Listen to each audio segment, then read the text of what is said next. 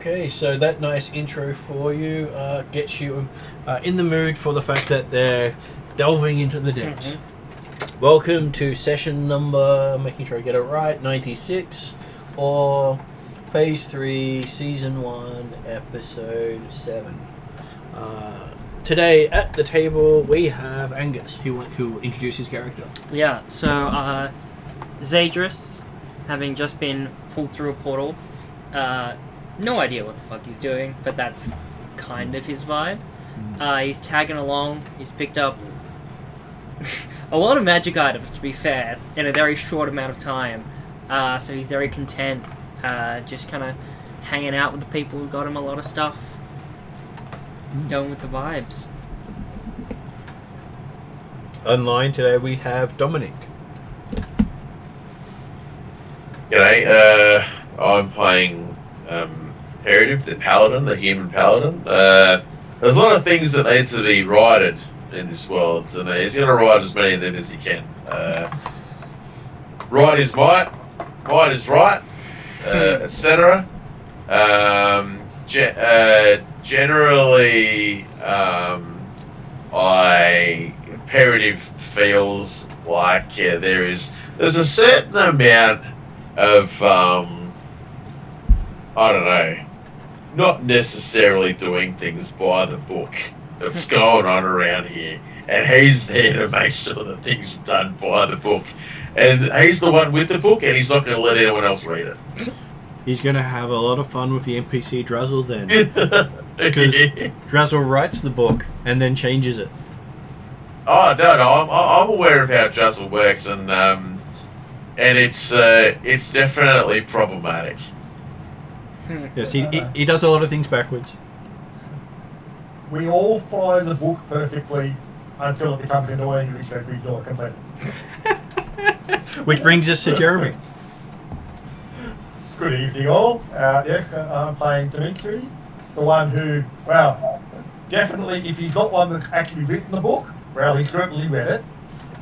And Or pretends he read it. Most books are a great source of knowledge and information. Some books can be disregarded, apparently, possibly something like Paladin might be using, but hey, we'll find that out. But generally speaking, yes, he gained a love affair of books when he was very young and found one in the middle of on the tattered remains of an old adventurer, and taught himself to read from that book, and from that gained the attention of one of the local sages/mages, and that wonderful young lady took him under her wing, and trained him to be a sage and a wise man, and taught him the value of helping others by teaching them what they need to know. So definitely added in humility there as one of her teachings. Oh, absolutely. Actually, he taught Dimitri exactly the humility. It might be one of the aspects he didn't necessarily quite pick up perfectly. But hey. Very, very much like Bradshaw hearing about his brother. No, because Dimitri definitely heard the tale. It was one of those parts of the book that didn't necessarily need to be completely followed precisely. A pass was acceptable. You didn't need a high distinction for that one. That's right. And I mean, especially, it's like, obviously, it's hard to be humble when you're literally descended from God.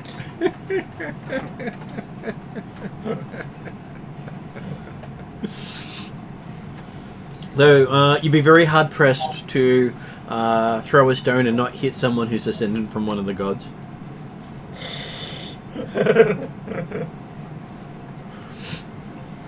Which is, it's one of those side things. And that brings us to last one online tonight, Mark. I play the quite humble Bradshaw, compared to some other characters in the party. We're pretty much the tank of the group, and doesn't mind the Paladin, actually, because it makes a lot of sense having somebody with noble aspects in this group. Considering some people who don't have it, not mentioning any people that might have human wizard rogue in their systems. Okay. There are certain people who simply are noble. They don't need noble aspects, they are noble. But if you find out where his nobility comes from, it's not as good as what he thinks it is. But anyway, we won't go there. So, Broach was quite content at the moment after having a catch up with his wife and not dying, and really much still loves him and a few other things like that. So yeah, so he's in quite a good mood at the moment. So That's okay. So, does anyone want to do the recap for last session for everyone else? I think Jeremy probably knows more than me do. I do because I can't remember everything. But Well, it's always interesting hearing it from the player's perspective. yeah, look, I'll fill in the gaps, Jeremy, if I remember. Okay, so Fair enough. We're kind of effectively at the beginning of a new adventure, in the sense that in the last session we liberated the Shadow Elves by killing off all the mercenaries. And apparently, some heroes managed to kill off 16, 24 or something without them even moving from their beds.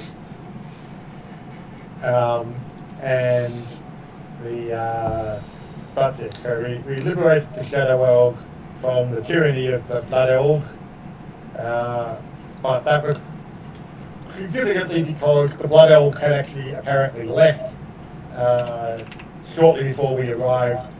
We had thought initially they'd just gone a few miles away to another site that had some effectively almost an archaeological dig of magic items, or potential. But it turns out that they'd gone quite a bit further than we thought, and they'd returned back to where they'd come up from presumably the Hollow World, up through effectively an old dwarven stronghold on the borders of Rockholm, and which we were informed when, after confirming the Shadow Elves had recovered and reset their defences and agreed to return the captured children of the families from Darrican influence.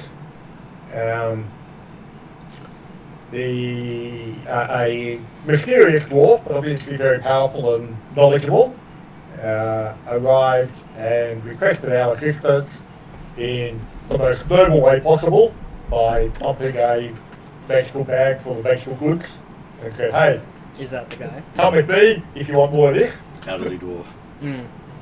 So, and oh yeah, we can stop them Blood Elves at the same time because they're coming up from below. And so we went off with the dwarf, whose name's gone in my head just momentarily, and travelled with him. Went via one of the lifestyles on the outskirts of Darrican. It is mine. I thought so. Left a message or contacted Rheddrians to say where we were going, what was happening. Left a few magical items that the party decided they didn't need to be handed on to other members of Rheddrians' investigation bureau, and then continued with our dwarven friend across the lands towards the border of Rockholm to come across this old dwarven stronghold that apparently had been now overrun by Blood Elves. The dwarf used earth-shaping powers to ensure that we were able to travel a lot more comfortably and a lot faster than we would otherwise have done so. That covered most of it. I think that last session we basically just arrived at the stronghold and were debating, well, I think we might have actually just decided that we couldn't necessarily get a secret entrance to it. Oh no, okay. We used invisibility and Pass without a trace. pass without trace to get to the And stronghold, there and then we the just Fae. got inside and So the last bit you missed, we got to the stronghold and yeah. we saved a Fae. The Oh, elf up at the top of the walls of the stronghold. Yep, that's Was it right. an elf or a Fae? And I And think, angelic elf, wasn't it, virtually? yeah, somebody spoke to, I can't remember who she was with, David or. One of the first phase, yes. Yeah, so we spoke to him and. It was basically- Xandros and Dimitri that had gone up there. Xandros, who meeting said Faye, was a little tongue-tied. Yeah. And I was going. Dimitri got the invitation across. So I was down. I think you two, and I think it was maybe Plowman and myself were guarding the hole. I think that's how the memory was. Because, yeah, because the, Yeah. because the Blood Elves riding their giant Wyverns. snake bat type creatures. Wyverns. And they'd actually gathered at the top of the tower. They weren't actually and woven, the they time were when the sun equivalent fell. of pterodactyls. Oh yeah, of course. But yes, this first phase that had been captured and came to the top of the tower sent out its light that caused damage and concern for the pterodactyl light creatures. Because it went and, dark yeah, to light. Sorry? It went dark to light for them, and the light was brighter than the sun. Yeah. And so we ran up to investigate. Found out that he'd been trapped there for quite some time. Can't remember if it was like Months. it's been months. Okay, yep. But then being Oh, Faye, okay. was We harder aligned to with the arrival of the Shadow Elves actually coming up from below, effectively, didn't it? Blood elves coming up from below, yes. Oh yeah, Blood Elves. All elves are the same, I'm sure. I don't know. Dimitri doesn't get confused.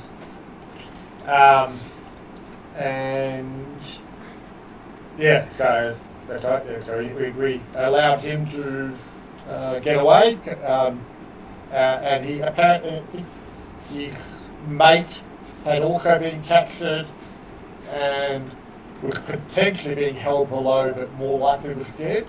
Had believed. I think I was feeling that it was dead, but I couldn't remember exactly. It's been a It while. believed it had died while after it had been captured. Yeah, Once she it was been- close to. He fell to death. Yeah, she was close to death before we freed her and looked after her a little bit. So, because I think they were going. And to, yes, both of them with sheaves. Yeah. Yes. And Yeah, we left with you heading down into the ruins of the basement of the keep. yes. Do we actually work out whether did she manage to escape back into the Feywild? She left behind a gem of brightness which Xandros had picked up. Yeah. So I think she was going to make her own way there without getting picked off or something. Well, But, you destroyed the dimensional shackles that had held her in place. That's right. Yes. So, I mean, I can speak Elvish, but I felt that the current party members knew what to do. I just can sit back and protect anything coming out of the hole. And unfortunately for the dwarf, it was all spoken in Sylvan. Yes, but I was going to try it anyway because that's the dwarf thing to do. So, but anyway, I think I was going to make a perception look down the hole before I looked people upstairs, but I didn't know if I got to that. I can't remember now. Okay, so while the others are all upstairs and in speaking to the strange Fey elf, Bradshaw managed to find the food cellar.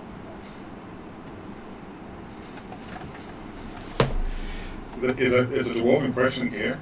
Is there beer there? Well, it is a dwarven place, so did you wish to explore while everyone else is going up?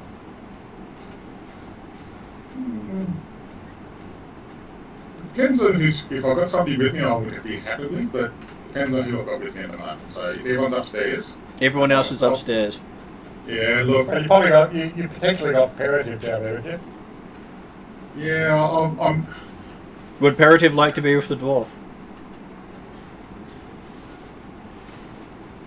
Does he trust the dwarf? Is the question. Sorry, I was on mute. Yeah, Does absolutely. anyone trust the Okay. dwarf? Does the dwarf trust the dwarf?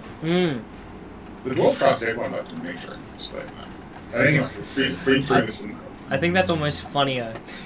Yeah. Turtle just appears out of nowhere, trusted more than If I'm not by myself, I would say I'll catch up with us. Let's just have a quick look at the cellar and then don't get any further. So, And you hear a harumph from the elderly dwarf that you're in the shadows nearby. he said, what did he say? He said harumph. Harumph. As a dwarven soldier, does that mean I shouldn't be going down there or not? You thinking he's commenting on your youthful exuberance, as far as you believe. Oh, I like that then. That's okay. Rachel feels that's okay. It reminds you of how your family treated you when you ran off and did things, leaving chores undone. Yeah. Being a soldier was a new thing. I had to get involved. I was trying to, do the long hours, you get the gains. So, Mum never saw it that way for some reason. But, hey, so I'll say, look, let's just look around this first room, and if we don't find anything, we'll just go back upstairs and wait for the rest, because it seems like they're doing a lot of talking, and I don't like talking, I like action. So, and look, you're around me, you can trust me, it should be fine. So, I'd like to, before, because I think we're walking through into the cellar, can I do a perception check? Is there a door there, or is it all open, or? Well, you're in a spiral stairwell going down. How far does it descends down into a room. How far down does it go up? The spiral stairwell goes further than the room. You believe it's a central stairwell for the complex. Okay. Just be very quiet. Don't rattle your arm too much. Just have a quick look, and then we'll come back upstairs and do a report. Sound good? Once your head goes below the level of the roof, you can actually see into the room because around the corner is a whole pile of barrels of brandy and ale and mead. I was about to say, so no beer, unfortunately. Nah, it's... Yeah. But you got ale and mead and brandy, so you're probably happy. As soon as you said mead, Rachel's eyes just lit up. But I'm controlling my urges right now. And they all have seals of brewers from Dengar, the Elven capital. Oh, sorry, the Dwarven capital. No. You're trying to impress the big dwarf guy here. You can't do this. I'm saying to myself at the time. No. Just scout and come back. That's what you said you're going to do. Don't upset the dwarven good guy. I'm sure he'd be impressed if you limited yourself to only 2 barrels of each. No. I mean, you can. How big are these barrels, by the way? Could they fit inside a bag of holding? Each of these barrels is bigger than the opening of a bag of holding. They are about. They normally require 1 or 2 dwarves to lift each when empty. They don't Rachel strong. When it comes to the... And you can... And as you step out onto the floor, you can see before you about 10 barrels, and looking around the side of the stairwell, you can see another 10 barrels the other way, some of them bigger than the ones to the north. And there are 2 doors to the south of the stairwell as well. Both doors closed at the moment? They are. Is there anything else in this room? Can I just do a quick perception check of anything else around? Sure. Give me a perception check. It's only +1 with Rachel, but it's worth giving it a go anyway. So, perception. That's a +2. That's even better. Double the result. Oh, there you go. I've got above 15. It's 18. And is Parative also making a perception check while going down? Oh, absolutely. Make a perception check and say, perception.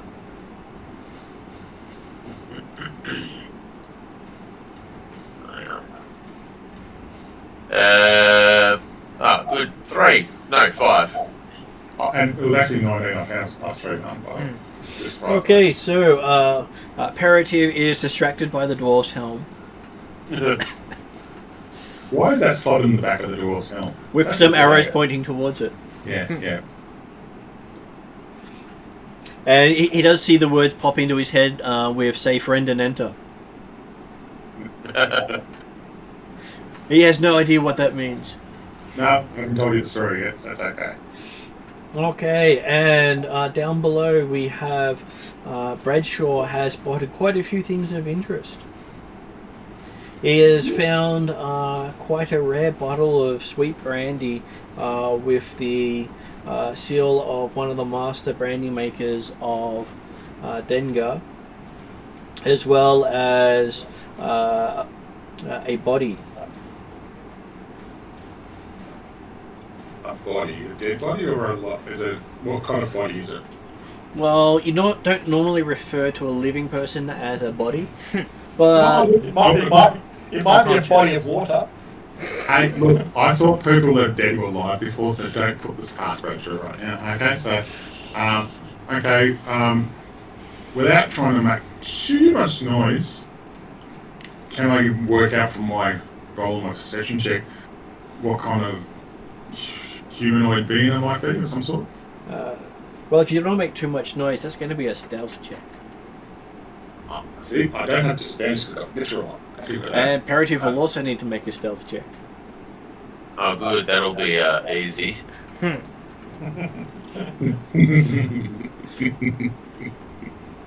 That's fantastic. Even though I've got disadvantage on that, I've got a stealth check of 19. See, I did the opposite. I got a +2 myself, and I did a 4. Okay, so as you're walking over there, you manage to stumble into a couple of barrels, knocking them all over the place, sending them all over the cellar with a loud racket. I just go shh to the human. That's the paladin. Okay, and pretend it wasn't me. So. Oh, sorry. I just assumed that it was me, and I apologise profusely. And the expensive barrel of brandy stops right at Bradshaw's foot. It's about the size of a football. I'm popping that straight to the magic into the back hole. Just no doubt about that. If it's within arm's reach, I'll explain it to the dwarf later on. And that could be a good gift to go forward at the end of the adventure. Okay. We're going to have an intervention eventually. Yeah, I'll just look at you and just go, we'll discuss upstairs, whisper, and basically, I just want to just check what if this person who's dead. What was it, a dwarf? Was it an elf? Even with all the noise you made, they haven't woken up, but that may have something to do with one of the barrels rolling over their head. I keep killing people, I think to myself.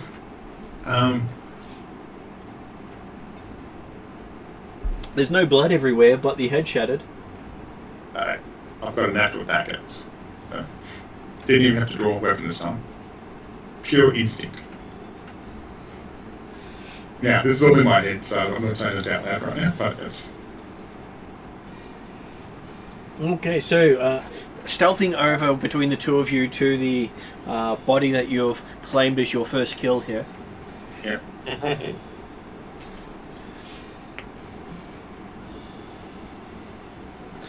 You check it over. Apparently you also froze them to death with rolling the barrel over their head. Well, can I still make out the race? Give me a medicine check. That's the wrong character for this stuff. 17. I've got +1, that's got to be good. It's all about stealth and athletics. Bradshaw's the man. So what did Bradshaw get? 14. 14. Okay, looking at it, your first instinct is not a dwarf. Okay. Is it a slender build or is it kind of a... Does it really matter after that estimation? Oh, look, no. I want to provide the right information to my new hero upstairs. So, I'm trained as a soldier scout kind of thing, so I need to do the right thing here. Okay, so it is thinner than a dwarf. Looks like it might have been a bit taller than a dwarf, but now that it's missing its head, it's about the right size. So I'm thinking elf. Okay, Bradshaw's maths is out by quite a bit, but sure. Because I'm thinking that, from my memory, elves are quite taller than this indeed. So, as a dwarf, you get between 4 and 5 feet in height. On average, an elf is between 6 and 7 feet in height. So, One knocked a couple of feet on our head would be that big. No. yeah, like I said, Bradshaw's maths are a little out. But you believe it's an elf. It might be a young elf, a little child. Where, as Ears or not? Ears or squashed? well, the head shattered, it didn't squash. So, I internally cursed myself going, you only kept the ears. And Imperative does identify it as a human male. Looks like he died of exposure to the cold. So is there like is the body like dressed in armor or anything? Oh, it is dressed in rags. So you think it was someone who sought shelter here, Okay. thinking it was abandoned, and might have been hiding from something. With my check, would I determine the pre-death before the accidentally rolling a barrel across the head? Well, considering you thought the person must have been frozen at some point during the altercation, it's up to you if you thought you froze him by squishing him with the barrel. You are that magical. I'm doing a personal roll here, and I'll let you know. Yeah, I froze him. He was frozen and I rolled. I killed him with the barrel. So, yeah, gotcha. I know what I'm going with. And Imperative finds a envelope in his frozen hand. Oh, interesting. All right. And at this point, you start to hear the sound of steps coming, people coming down the steps above you, as the rest of the party are slowly joining you.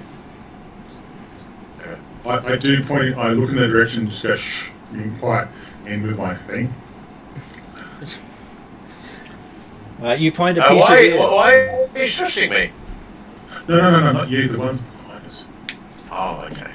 You're fine. You and me. Silently is gonna like walk out and just look on. Would I see the body immediately, or would I need to roll for that? It's quite obvious because there's a dwarf and a paladin standing over the body with a shattered head. They're just gonna look at it and then just immediately look at Bradshaw. The fuck did you do? Look, he was frozen, and I made sure that he seemed. I don't know, he just frozen. He's dead. I don't know. But Bradshaw was overcome by the drink. They started rolling barrels around. One thing led to another. Look, and I looked straight to the dwarf, our dwarf, and I said, look, no, it wasn't the case. I didn't drink on the job, okay? Yes, because this is a job, isn't it?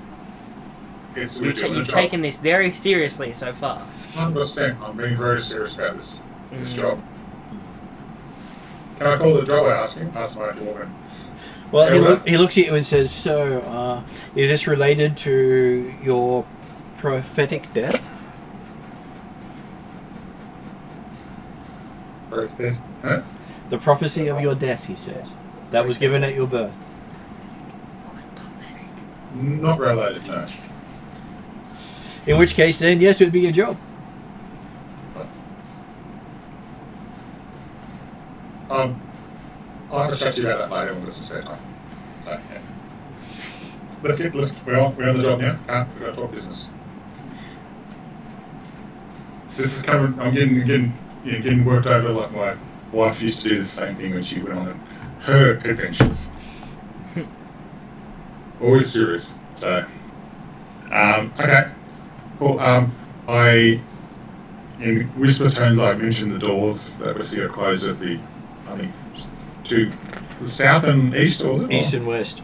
East and west, sorry, mate. East and west, and I say, didn't see anything else down here.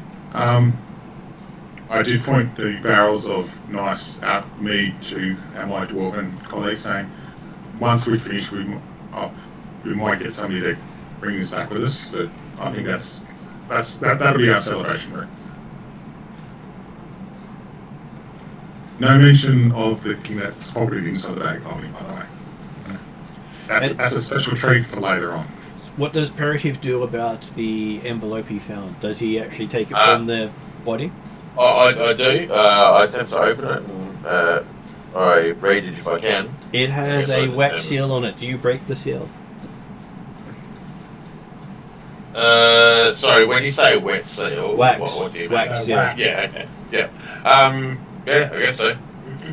I see why One of the not. sorts of things that are normally holding a curse behind them or things like that. Don't worry about it, Yeah. Okay, as you snap the seal, you feel your hair wave up around you. Interesting.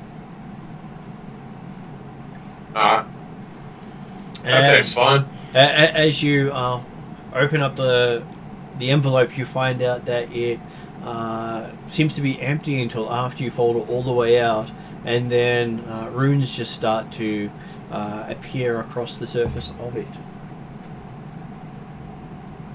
Okay, am I able to decipher? You can. It's actually in your native language. And it seems to be a prayer to keep the dead dead. Seems like so it's like a spell? It is a scroll of gentle repose. Okay, alright. Something that has gentle repose on it cannot be raised as an undead. Okay. Seems potentially important. Alright, I'll tuck it away. Hang on. Yeah, I'll tuck that away. I mean, I'll let everyone else know that that's what it is. And when you fold it back up again, you see the seal reform. Oh, look, I'm impressed by this, by the way. It's pretty cool. This, and I say that this is not magic, this is God's work here. Dorinkru's going to take another look at the body and just have an assessment as to whether or not it looked like the style of body that one would expect that may be affected by some sort of undead curse. Okay, give me a society roll.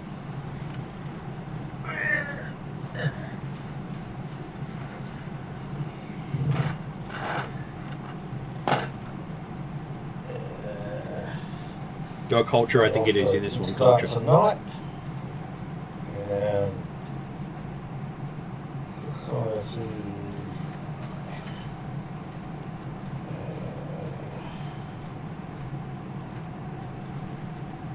Total of 10. Okay, looking at it, he does look like he comes from a peasant community very similar to what you grew up with. Beyond that, you're not too sure. Either that or he had a vow of poverty.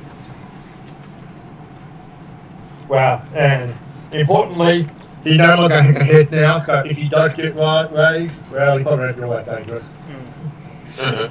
Say that to the headless horseman.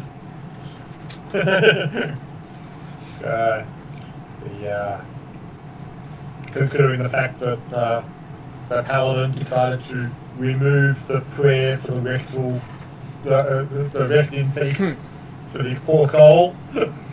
He wasn't, isn't it? Okay. Presumably he can give it to himself. Maybe he was a messenger. It was his poor old mother who unfortunately had to bury her child, her only son, and her parting gift, her last wish, was that he would be able to rest in peace. And the paladin just ripped it out of his hand after the dwarf had gone to barrel and touched his hand. Mia does comment that, well, he is resting in pieces. Pointing at the various pieces of the shattered head. Yeah, he's not going anywhere. It's fine.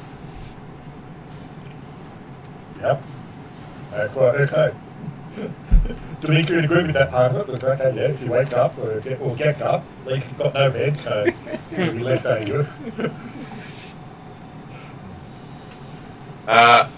Have you checked the doors yet? Mia asks as he looks at you. And have you checked the other barrels beside making them roll all over the place and shake the towel?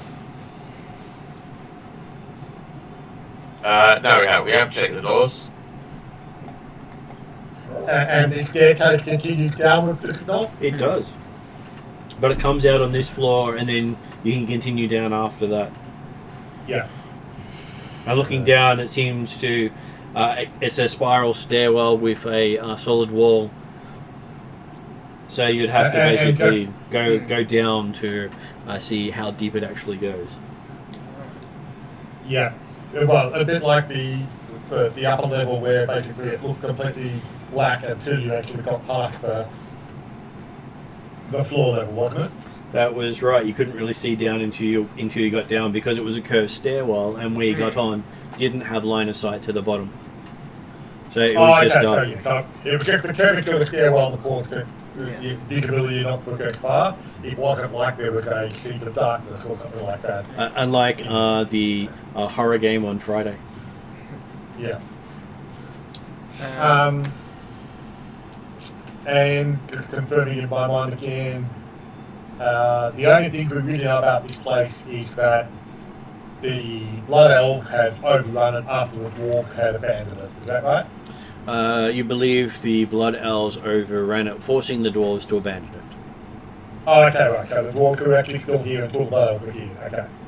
So the Dwarves were and they collapsed. They would have collapsed the tunnel system back to Rockholm behind them while retreating. Yeah, that's right. Okay, well. Zadris is going to wander over and just check out the door to the... Let's go east. East. Okay, east it is. It has a handle. Is there anything special about it? Any, indication? You look at the hinges, there are none. There must be on the other side. It must open inwards. I don't have detect magic.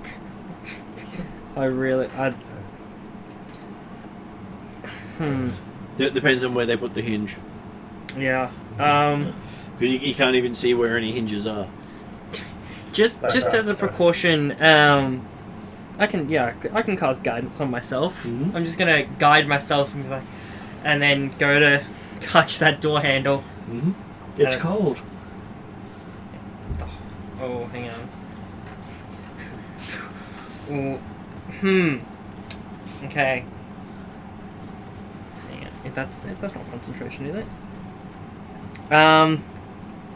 Okay. If this is too much in one movement, we'll say.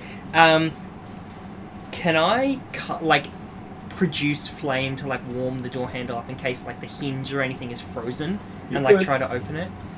I'm gonna do that. I'm gonna not melting hot, but warm enough, almost as if you got a hairdryer out to defrost your car, which you shouldn't do, but. Okay, so you. In case it's important, Dimitri is actually standing effectively at the top of the spiral staircase, looking down to the next level type stuff. That's fair. That area there. Furthest away from the possible explosion that may happen shortly. Completely coincidental. Zadris is probably too laid back. This is going to be the consequences of his own actions. And I'm sure that it's not going to be an explosion in the sense of fire or anything. It's probably going to be an explosion of brown mold, but don't worry about that. It'll cold door handle, frozen body, it's going to be an explosion of ice. Okay, so you heat up the handle. You can see the handle start to smoke. I'm going to open that door. Handle's now a lot warmer than it was. And it seems that you do have to turn the handle. It's not one you just push or pull. Yeah, okay. I twist that handle. And it does twist and open. Push on the door because it opens inward? Yeah. Okay. It does open fairly smoothly, and you realise that if the lock that was there, it probably wouldn't have heated up with that, because there's no metal involved. Fair. Okay. Yeah. And looking inside, you find this room is full of crates, spread all over the place. A couple of them broken open, but lots of crates here. Anything more than that? Well, there might be lots of things in the crates, but nothing sitting inside the crates. Okay, I'm gonna go over and check the first I suppose the other question is how big the room and are there any extra perception. Okay, the room is 15 feet by about 50 feet. So 15 by 50. Yep. Fairly large room. Okay. What's your perception? Like passive perception? We'll make an investigation. you're Actually, walking around. hands on. Alright, investigate. You should have kept it with perception, but let's go investigation. I do have my guidance. I am going to use it because it's only. Nat 24. That's Okay, so looking through it, you managed to find quite a 20. catch. There is a box here labelled with the Wizards of Wine Winery labels. Mm-hmm. And lifting it up, you see that there are 8 bottles of rare wine in here. How many? So there's 4 others with me in the party. There are 4 others with you. Okay. Are you 20 bottles? Did you say? I said 8 bottles. 8 bottles. Eight. Math is my strong suit. I'm gonna call out. I found 6 cool bottles of rare wine, and just slip 2 of them into my bag before anyone arrives. Wine. 6 bottles of wine. I've no interest in wine. Well, not all of us can stomach yeast water.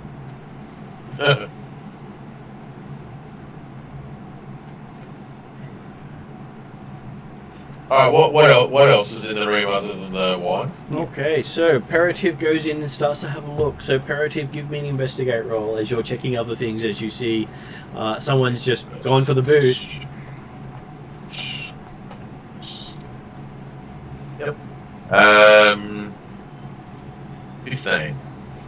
Okay, so you lift up one of the lids of a crate and you see inside a pair of silver gauntlets etched with runes of power.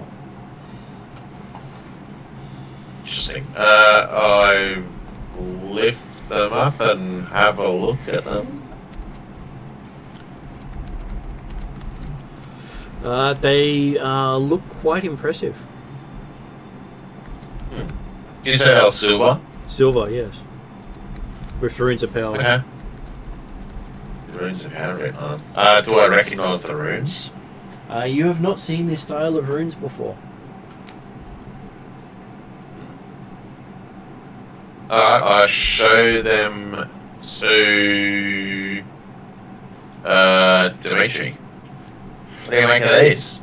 Oh, is he down there yet? No. He's standing there. I'm in the room with the Spawn's ale, agent standing right there. Yikes.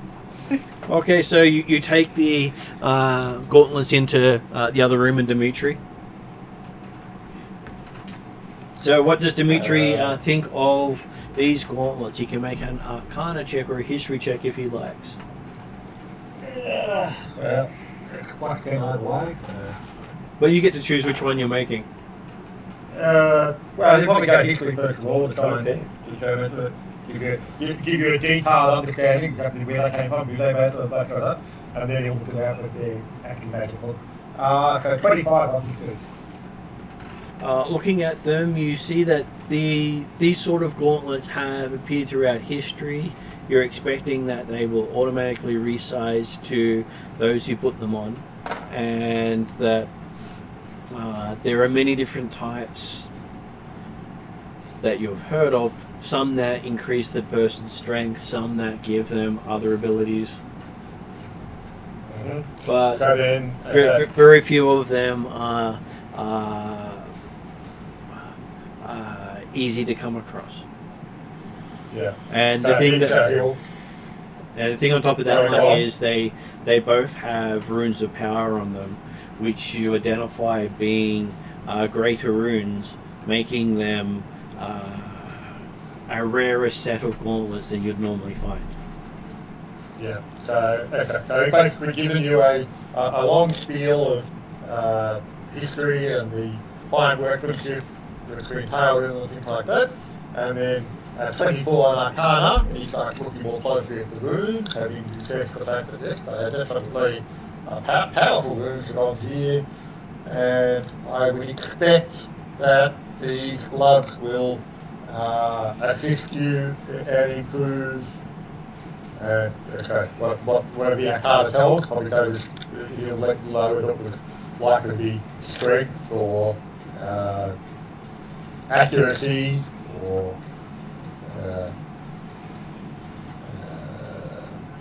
whatever it might be. Did you work out what the runes might empower with an Arcana 24?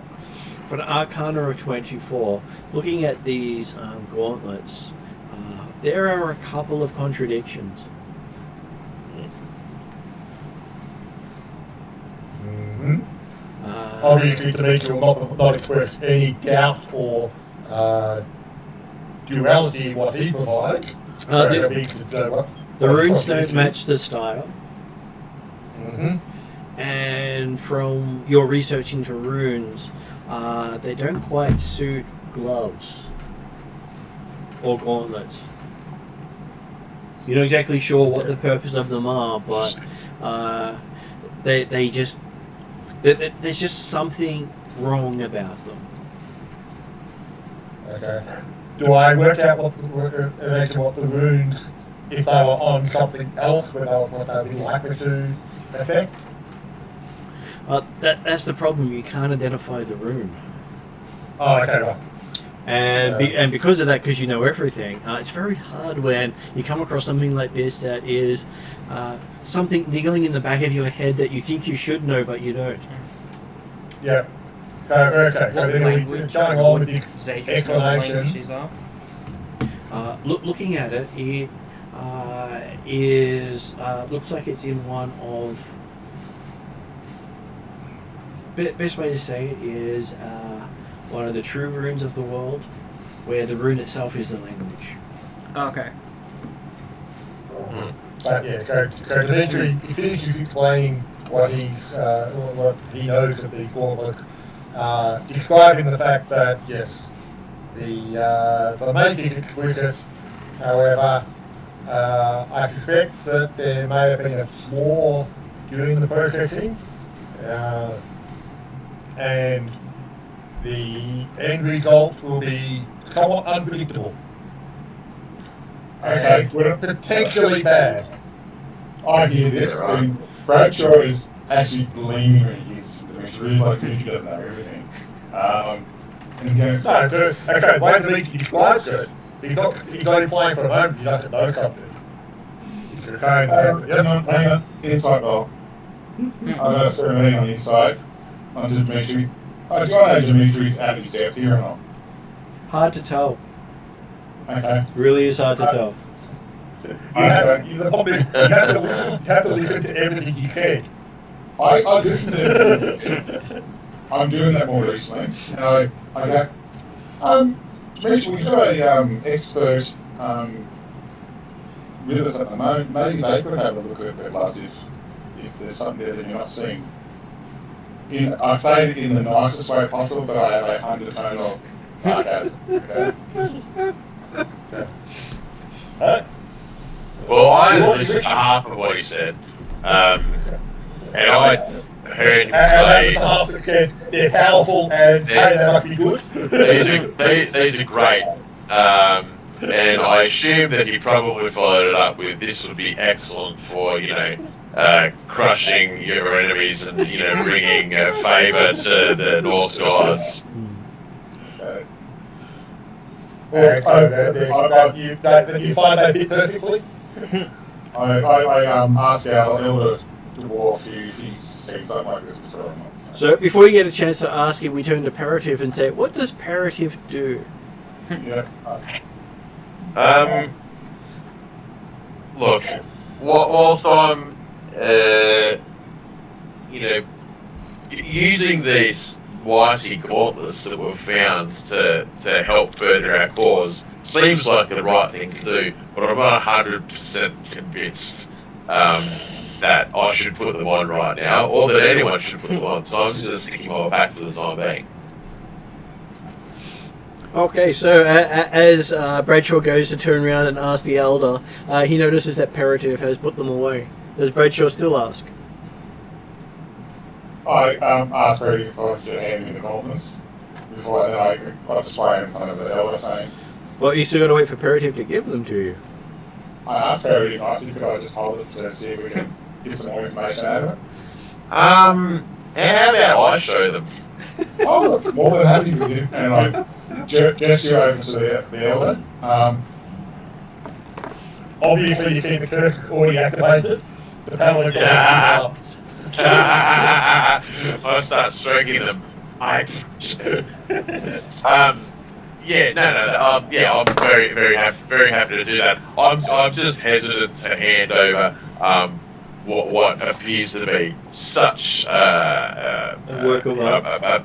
such a ancient and a powerful work of craftsmanship to anyone for fear that it could corrupt them. So yeah, no, I'm happy to show it. Show us to sort of get some more information. Okay, he glances at it. Potentially investigating other areas of the room after the noise that was made just before we arrived. He has a quick glance at it and says, well, he could probably tell you more with some intense investigation, but if you really want him to pull out his kit and test it for you before you put them on, you might have to wait for a couple of hours of rest. Yeah, no, that's fine. Besides that, it is test your luck. Did Odin or Thor put it in your path, or did Loki, he says? It's a fair point. Loki is devious and duplicitous. And while they're doing this, is this where Xandros goes and checks the other side? Yeah, I'm going to that other door. Okay. So, opening the door, it is cold again, but then you realise the person froze to death down here. Yeah, so it's probably... there's a good reason why it was cold. Yeah. And you open this one without heating it up. It wasn't held shut by the guys, so it wasn't that bad. And you look in here, and it seems all the crates here have been broken by someone. Is there anything like scattered around? There's glass, a layer of what appears to be wine. Mm-hmm. It's reddish, so it made you first think of blood, but it doesn't have the look of dried blood or frozen blood. Just that someone's wasted a whole lot of alcohol here. Is there any crate or anything that is still intact? Is there anything in this room that is not shattered, essentially? Okay, so there's an entire wine rack here that isn't broken, but not a single bottle resting on it. Okay, so nothing. This one's empty. Someone already had a Bradshaw in here. Wow. Give me an investigate roll. I think that is an... let me just double check. That is an 11. Okay, you find a single vial with a black substance. Can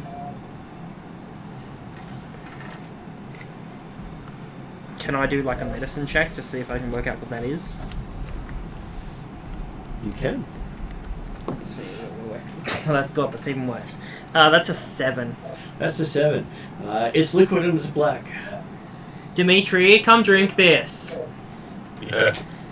It's a potion of omniscience. You found something of interest? This is it's a potion of only the greatest sages would be able to fully appreciate. Oh, I shudder hearing this right now. Does that mean Bradshaw rushes in for it? Out of character, I love the way that you were manipulating Dimitri. Fantastic. Well, okay. I think I was I always going to I definitely said that out of character, but Bradshaw just has not another follower. I can't say things not with that.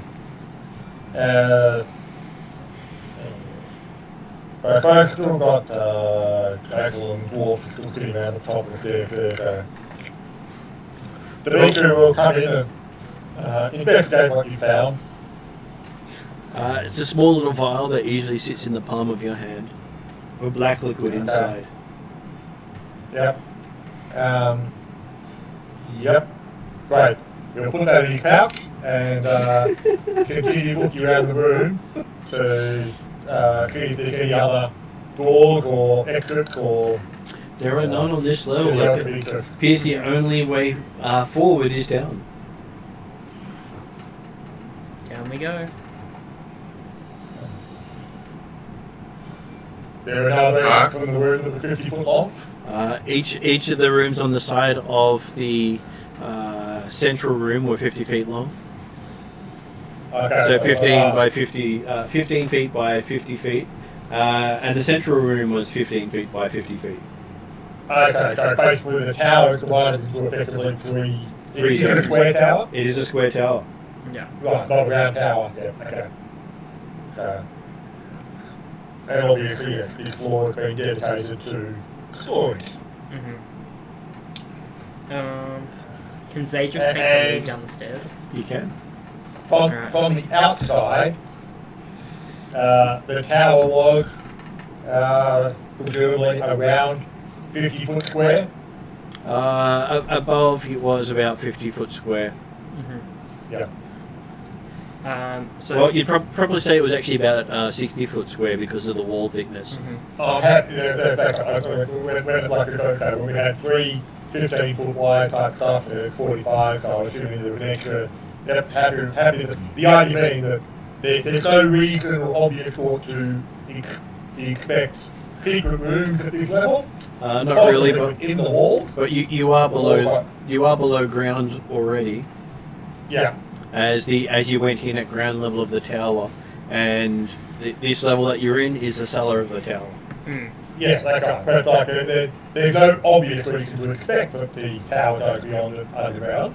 Not really, because if it did expand out from here, it would compromise the hill outside. Exactly, that's right. So whilst there might be some secret passages in the walls itself, possibly small compartments, happy to continue going down at the present time, because obviously, on our way back up again is when we clean out the storeroom. Okay, so as you head down the area first, I'm going to do it carefully, so stealth. And what's your light source? I am going to let's be fancy. I'm going to do produce flame again in my hand. I have advantage on stealth.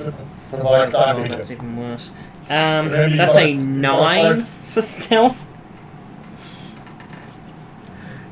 So if you're going to be stealthy, which obviously you would give a new claim, you've got a bit of a problem with it. But remember, you have got a cloak of dark vision now. Good point. So you don't need to have the light source, potentially. Can I uncast the flame and just forget that?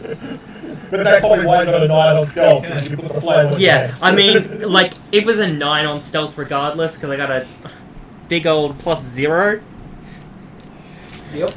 9 on stealth, I can see. Did you want perception for this new floor as well? Yep. Alright, let's see if we can do this a little bit better. Oh, that's a 13.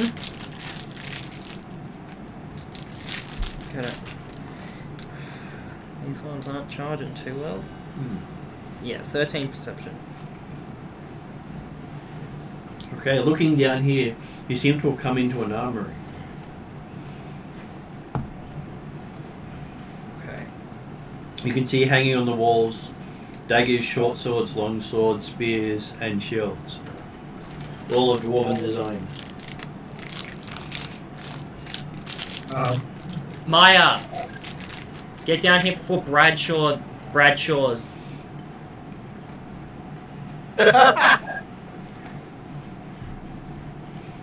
I'm thinking that Maya would probably have a better comprehension of whether this stuff, there's anything special about this. Well, presumably, assuming we're not actually splitting party as we did when we first arrived, it would be logical to assume that if we all came down there We're all going down after the confirmation that, hey, you haven't immediately died, so that's okay. Zadris is just taking the opportunity to kind of stick one to Bradshaw, but also respectful of another elder. These young folk ain't cracked up what they used to be. Okay, he has a look over the weapons hanging up. You do see that besides the weapons hanging up, there are a huge amount of doors on the north wall, all leading into cells. Mm-hmm. So that'd be like where you put prisoners. And to the south, there are 3 barracks with one big central room. So yeah, we're definitely put out beyond the 50 by 50, is that right? It's still 50 by 50, but that Okay, fits into that. Mm-hmm. While you're in the tower, everything is 50 by 50, if that helps. Okay, so Yep, well, okay, cool. Okay, so north how is far south, down, what might be south is south, barracks, south? east-west is the armor. Okay. I'm gonna head for the barracks. Okay, while you're doing Have that, a look at make sure that Lyle haven't decided to use it as the area important. Mia turns to Bradshaw and says, I've looked over these weapons, what's your opinion? Okay, we're going to roll for online. I'll give you an engineering roll. Engineering. To make sure they can also accommodate if you're going into the barrack area, okay? Well, the ones the dwarf left behind, so presumably not that great. Engineering. I don't know if engineering like this, Engineering If one of is... the, Go, Jeremy. if I was going to say, you can use skill for this kind of house, so it's one that, yeah, you won't necessarily add it initially, but it's certainly one you had the opportunity to have improved if you thought so. But it would be logical for the dwarf. So if you had the opportunity to get up efficiencies, I'll leave it up to Mark when you want to put it in there because I haven't got it on the current sheet. So I'll roll the dice and you can decide how much. Will Bradshaw use his memory or his ability to determine things? Or will he just play off the elder? No, because I would use my weaponsmith mastery because I have good knowledge of all our weapons. So What I'm saying there is using intelligence, wisdom, or charisma. yeah, I'm exactly going to use my wisdom. So it's plus 2 at the moment. So give me a charisma check then. Wisdom check. It's a wisdom check then. Because it's my department. Okay. I've got a 19. Got a 19. Let me see. I think I actually do also have a Bradshaw on here. Yeah, because I know you haven't updated the character sheet on, that's why. Hasn't been fully I ran updated. today also, Mark, on that. Did you attune your stone of good luck? I would have done that, yes. So therefore, then you got a +1 on all your skill rolls. I haven't looked into what it does yet, so. So it's a +1 on all skill rolls, or like all ability checks, and all saving throws. Well, that would make it a 20 then, you just plus 2 checks. Okay, as you're looking through it, you see that each of the weapons hanging on the wall here have been deliberately weakened to fail catastrophically in battle. Is this similar to what I saw? And you realise that Dimitri obviously knows this in the passing flags you walk through. because I remember I had issues with weapons in the, I was going to call it Undercity, but Inner World. Is this a similar thing I've seen in the world with like weapons I saw made in the other world? No, these are all dwarven made, but they look as if they have been tampered with. I mentioned that to the elder, saying, while these are good weapons, somebody's tampered with these ones. Don't know what they are by tampered by, but they were good weapons, but it seems like something's happened to them. But is it like, I don't know whether I can do some sort of check to determine this, but, would it be like they've just been made safe, like it's like a weapon that's been sort of made ornamental, I guess? Having a glance yourself, give me an engineering check yourself. Engineering. The dwarves left them behind for the blood elves in the hopes they might try and use them if they got any further. After. What is engineering? I don't have that. So engineering is based on one of your attributes, based on whether you're using memory, ability to comprehend the world, or reading someone else, which is basically intelligence, wisdom, and charisma. Yeah. Let's make a basic intelligence check then for the purposes of this. 18. 24. 24. Okay, having a look at it, it looks as if these were masterly crafted items that have been recently damaged to fail upon use. Interesting. It's not the sort of thing you would expect anyone to have crafted these items to have done. But they have all been weakened. They look normal. If you had have just glanced at these items, they look like they're serviceable weapons, and say you equipped yourself and went on to fight someone with these items, they would then fail catastrophically on you. Interesting. Possibly harming you in the middle of breaking. Yeah, right. So it's almost like someone's set. I don't know. Someone's like attempted to sabotage. Booties at them. Yeah. Yeah. Alright. Well, I sort of share that information with everyone else. Mia does agree with both of your statements. He says this shows evidence of the Blood Elves tampering with the clan weapons to convince someone that these weapons are serviceable. Because no dwarf would hang such a damaged weapon of their clan on the walls. I'm very pissed off about it, and I feel it's against the dwarf culture and pretty upset by what I see in front of me. The blood elves are baddies! There's not going to be any discussion with the blood elves, just let you know that. I'm seeing underneath here. Okay, so while you guys are doing that, Dimitri and Xandros have gone and started looking in the barracks. So both of you get me a perception roll to see what you guys find. Dirty 20. Yeah.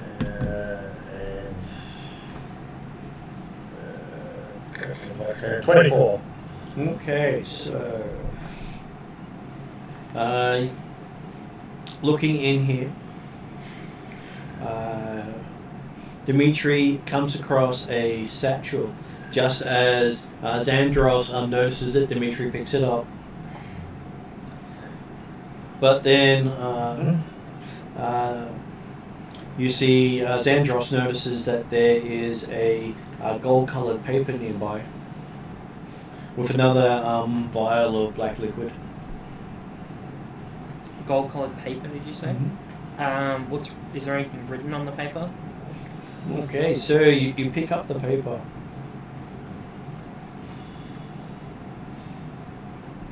As you pick it up, it has a bit of a strange smell to it.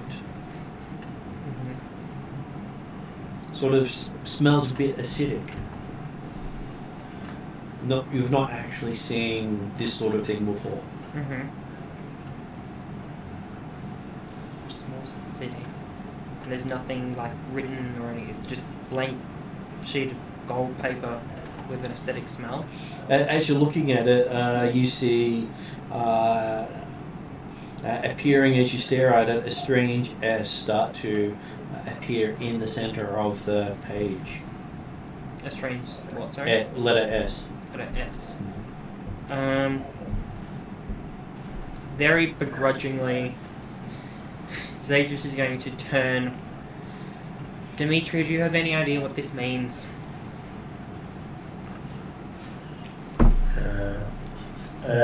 Dimitri will probably look up from the pouch that he's, or the satchel that he found, and turn across. Is he thinking the idea of some sort of magical rune trap that's about to be activated? Okay, looking at it, he is holding up a scroll that, as you're looking at it, a strange S seems to form itself into the holy symbol of Xanthiotl. And text starts to appear below it.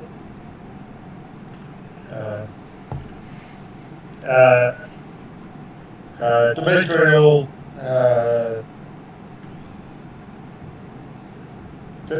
will grab the thing off him and says, "Hey, you don't want to be touching that."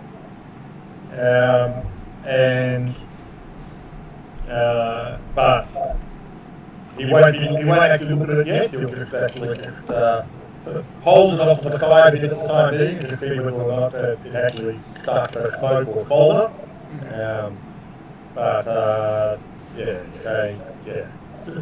Did you not recognise the symbol? Zadris just kind of gives you a deadpan look. It's like, what symbol? While I was thinking you the parachute, not You can make a religion roll to see if you recognize it. yeah, let's do religion, and then I'll do another medicine check. Oh, that is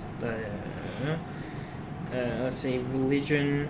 That will be a 15 for religion. Okay, as you glance back at it now that the symbol has fully formed, you realise that as your god's hated foe, the corrupter of all, Xanthiotl, known as the Feathered Serpent and the destroyer of Tortle society as a single society.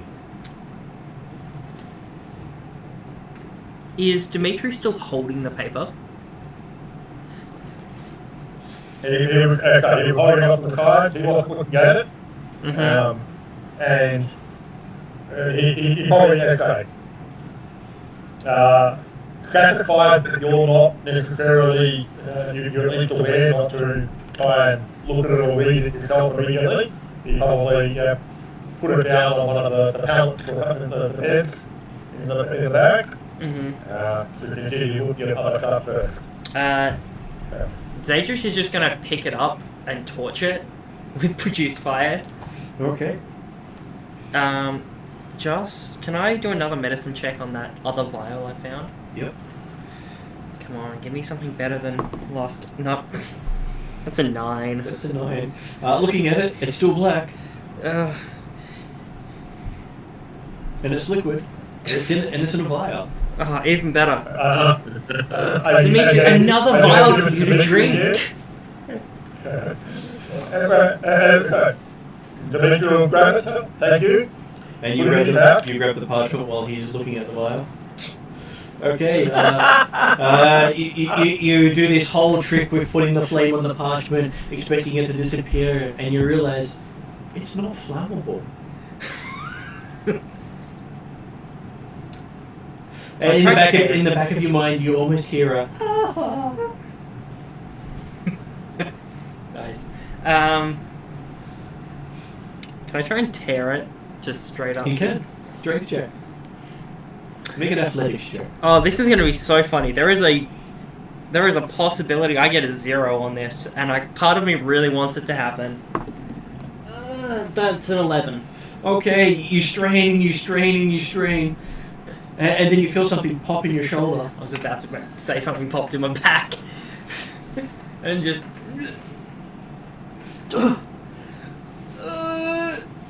just winces in pain. You won't destroy the cursed item like that.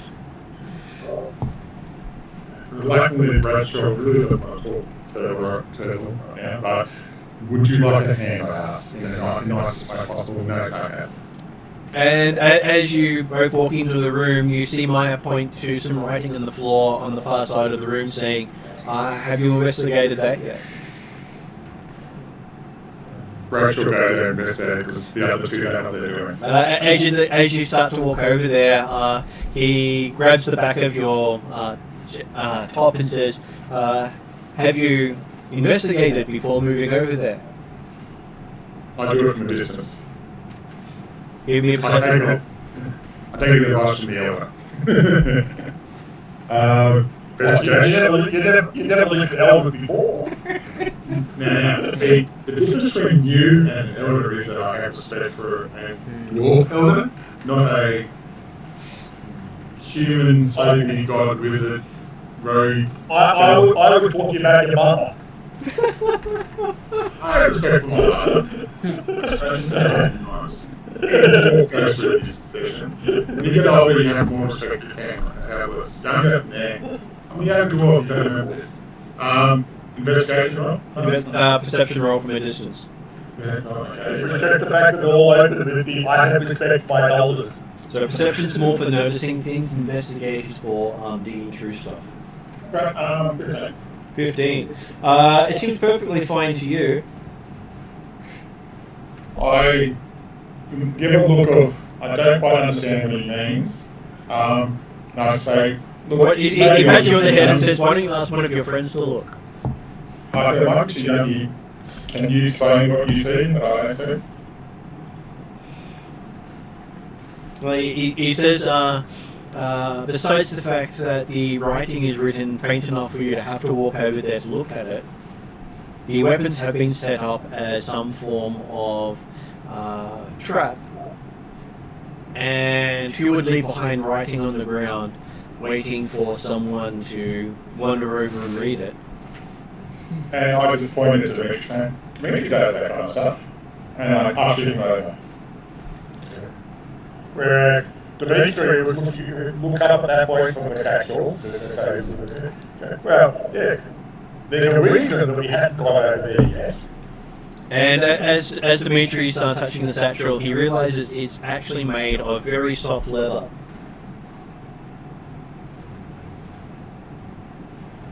Possibly made from human skin? Not human. Okay. Does it have any symbols or markings on the outside of the satchel? Just for Jeremy's purpose.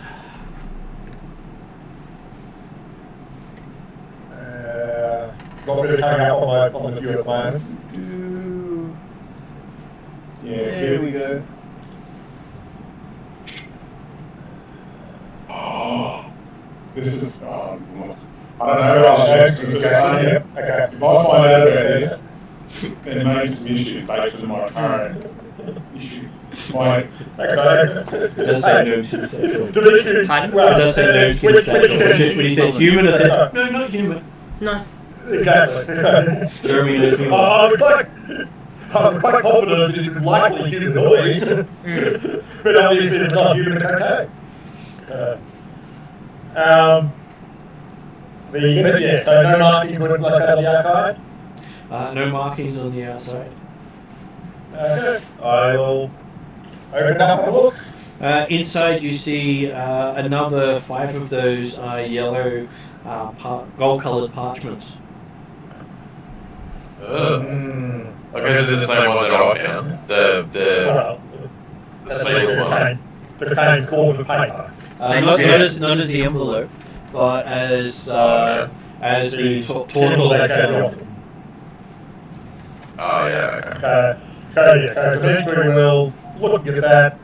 He'll go over, pick up the the paper that the Tortle was playing with. So yeah, that goes in here. We'll get it later. Consider my hammer is a gnome hammer, and it's got gnome runes on it. Do I feel any connection to...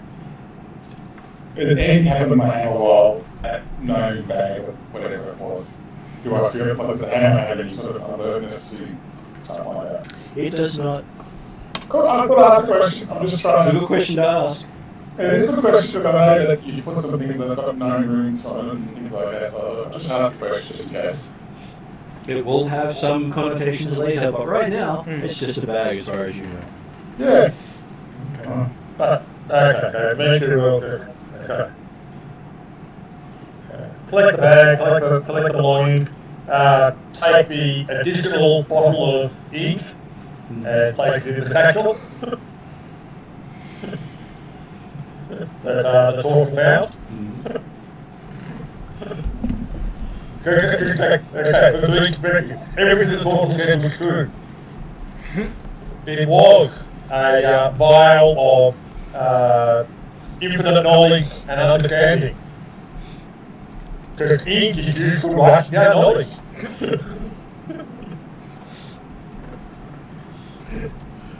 And especially if you're writing it, I'm sure. Exactly. I sigh while looking at the elder. I sigh and just... I have asked the question that I looked at, but I seem to have more important things to do right now. He says patience is a virtue. Well, But I try to argue with him, but I realise that he's quite true. But I feel like he hasn't really met the true dimension yet, and I was like, I understand, and I just try to be patient. In my head, I've got my mind going, bloody geometry. is there any evidence looking at the pallets in the barracks? Are they being recently used? They do look as if they have been used within the last 8 hours. Yeah.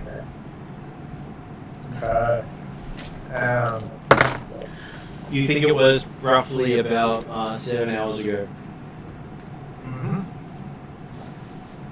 Okay. Now, the important thing is that the blood are not here at this moment in time. I don't see any real particular need to activate that trap item in the corner. So, I suggest we keep moving on.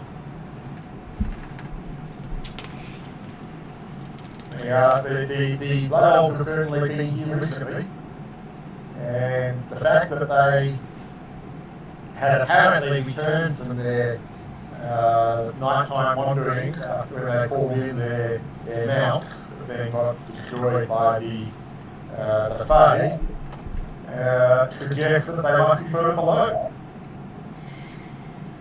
Is the I don't do I know there's a trap yet? When I was just pointed by the elder or not? You don't know if it's a trap yet. He just told you to look before going.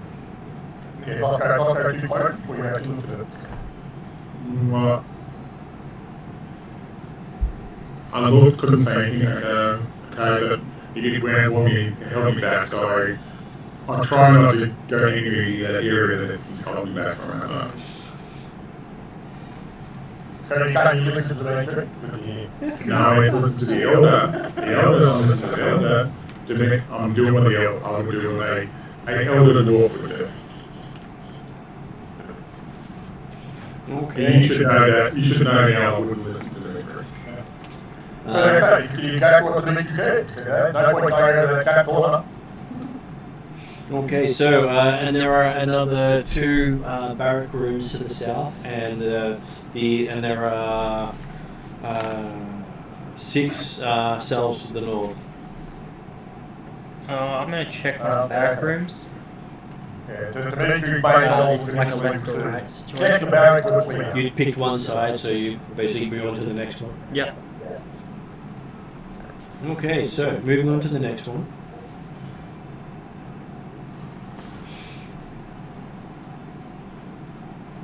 Okay, give me a perception roll as you enter in. God, I'm rolling like trash tonight. That is a 16. Okay, so you happily walk into the trap. Lovely. Give me a dexterity saving throw.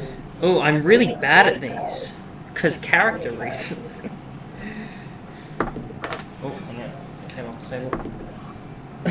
That's a 5. That's a 5. Okay, so as you're looking back the other way, everyone else watches a scythe come down and stab right into you. Oh, that's not good. Oh, this will be fun. Okay, so you're quite lucky with my dice roll. That is 11 points of damage as you see the rusted scythe sticking into your chest. Lovely. No, if that's your setting for fun, then you could have gone to the back one of the other two barracks. Then all the other weapons would have come to you. There we go. 11. Done. Well, shit. Zadris just kind of looks at the scythe embedded in his chest. That's... Alright, I go and attempt to render assistance. Okay, so are you going to heal him or remove it then heal him? It's always an interesting question when you can magically heal a wound around a embedded item. Please remove it first. If you heal him first, then he'll never use that weapon. Chest spike. That is dark. No, I remove it, I guess, hoping to not cause it to like instantaneously bleed to death. Okay. So as you pull it out, you realise it missed all his vital organs, which is why he's still alive, and it didn't hit a vein, and so he's not a squirter. Lucky. Look, Turtle power. there's not a glimpse of a smile. There's a look of well-deserved considering certain commentary line to the turtle. But maybe somebody should look first before going through places like this. We've already Well, seen that the blood elves have laid their own traps, presumably on top of whatever the dwarves have left before.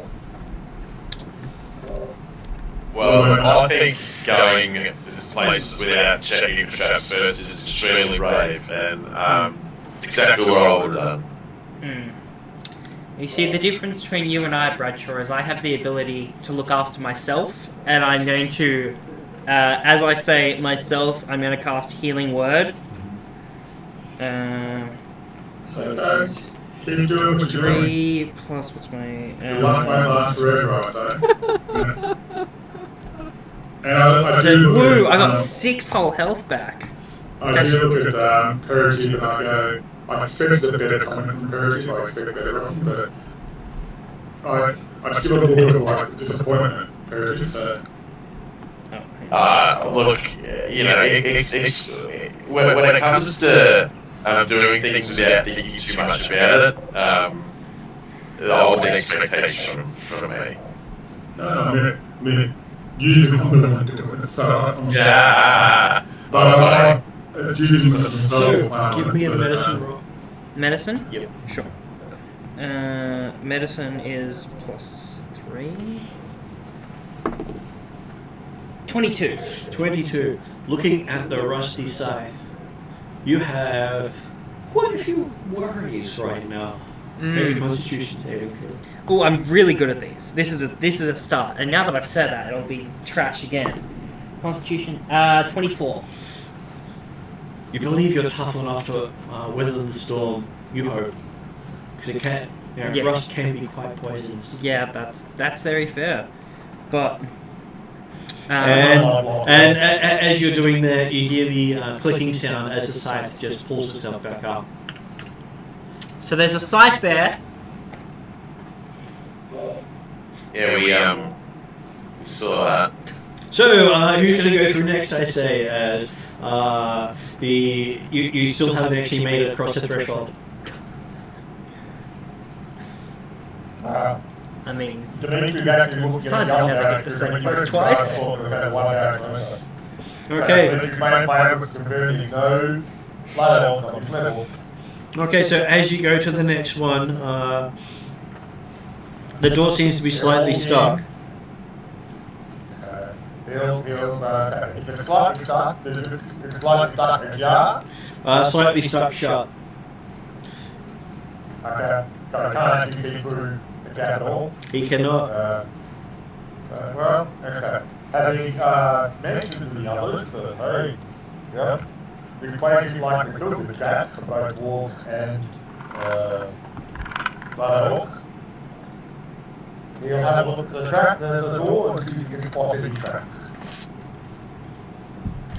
Now, when this is in the dwarves, do I feel a sight as a dwarf in my trap? It can be a dwarven trap, but it can be any sort of trap. So, you're going to try to examine it and figure a way through?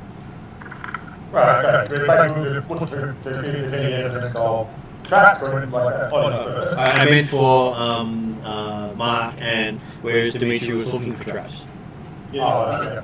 No, I'm not going in the room right now because one's got a trap that just got triggered and Dimitri's looking at the door. I'm waiting for Dimitri to give the okay because while I despise Dimitri's attitude with stuff, I do realise he's quite good at doing these things. So, At everything? no, at these things, I didn't say anything. And I'll wait, and if he says, oh, this is straight for that open the door, I'll help him out. So, that's my job, just open the door. So I'll do it. A natural 30.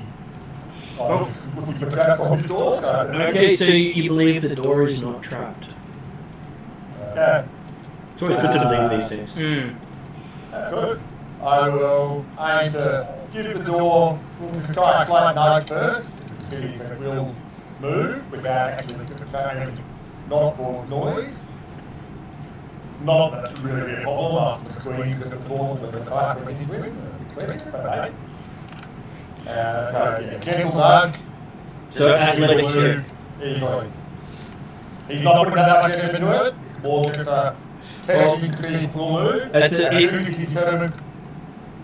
as you determine he's actually stuck, as opposed to just like turning the handle and not being open, that's the way. But as I mentioned, it seemed to have been stuck but closed. Dimitri will step back and suggest, well, the door is safe to open, but it requires some effort.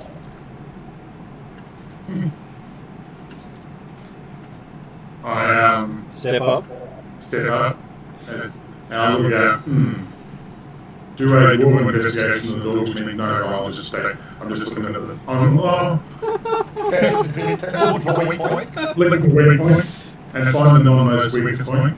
Most weakest. Yeah, that's how Wolf thinks. Okay. We go, okay, he's no traps, you absolutely said no traps there, Dimitri. And if I get that done, you would have seen, or depending on how close you want to be, you would have seen, did you actually press the door and turn the handle, whatever, if there was a handle like stuff for it? So, okay, I can do a string. Well, you want athletics or strength? Make it athletics. Come on, better load.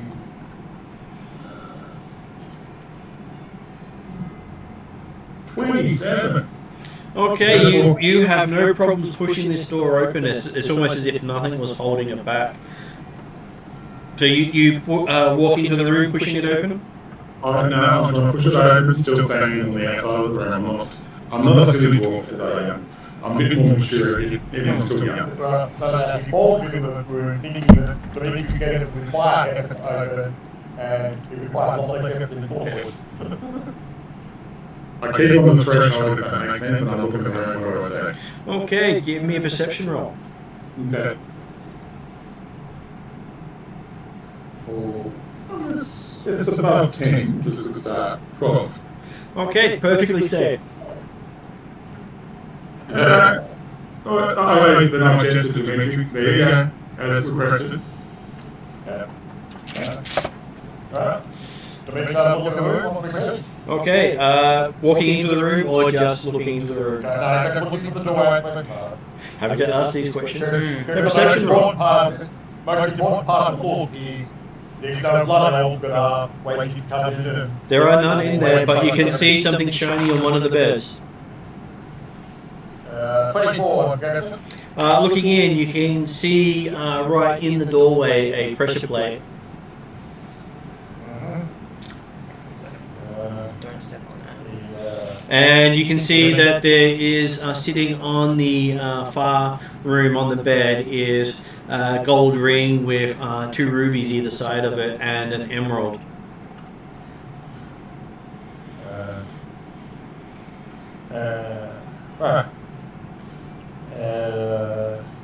And you can also see 3 footlockers. Okay. Dimitri will go for disabling the pressure plate. So, using mage hand to go stand back and make it, but apparently it might look like it's doing nothing. But, hey, How much weight can your mage hand deliver? so, because he's got his arcane duster, Okay. his mage hand is specifically usable and specifically can be used for sleight of hand skill or tools. Okay, give me a thieves tools check on the trap. Yeah. Oh, 19, 30. Okay, you believe you have successfully disabled the trap. Okay. I will quite happily move in towards the room, move into the room. Again, looking around, see if you can make sure that there's no one hiding behind the door or anything like that. Does not appear to be anyone hiding behind the door. And then we'll go and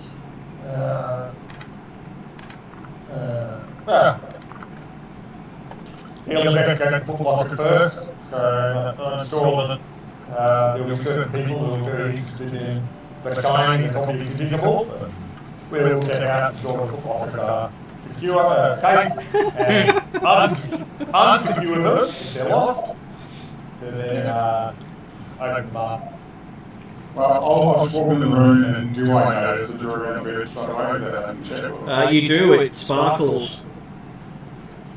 Oh, you missed this, Dimitri. After you just say, well, I'm thinking, one cat room, well, we're getting moving more than that, so, interesting. I'll go to bed. Yep.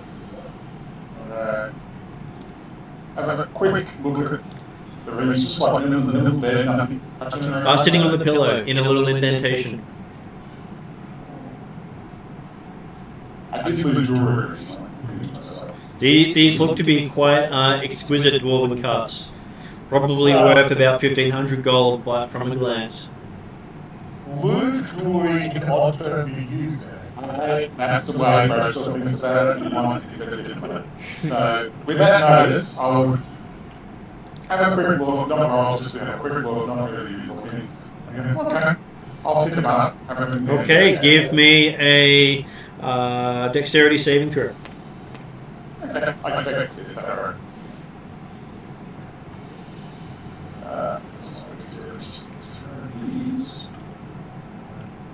Time it carefully, obviously, because you could be easily looking at the crap, the chairs and things like that. So, basically, just as Bradshaw touches the ring, the baby goes, don't do that. And then Dimitri also gets to make a reflex saving throw. So, 18.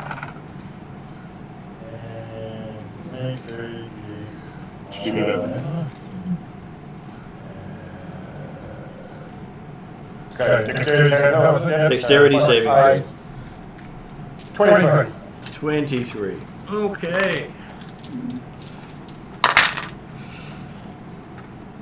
So that is 30 points of fire damage. So both of you saved. So you can either take half, or if you have evasion, take less. Dimitri's not put that much into work. He's got evasion. However, he does have his ring of fire resistance. Which means you should take half again. Half damage from fire. Yep. Which means that would be so 15. 8. Yeah, 8 damage for Dimitri. And of course, he's also a fire. So that means you should take 4 less, so you take 4 all up. So Mark, you take 15 points of fire damage. That doesn't really, just get a few easy singes and that's about it for him, so that doesn't really worth it. And then you realise that the jewellery was real. Was what? No, Was real. Real. So you do have a handful of expensive jewellery. I shall write that, add it to my jewelry list. Which I've got to update because I was sure of that out. But hang on. And for Dimitri's purposes, each of the footlockers appears to be untrapped and unlocked. Okay. If that's the case, Zadris is going to go with one. Let the others. Okay, as you open one, you can see it has 2 potions of red liquid and 3 potions that are marked as alchemist fire. Okay, don't get those mixed up.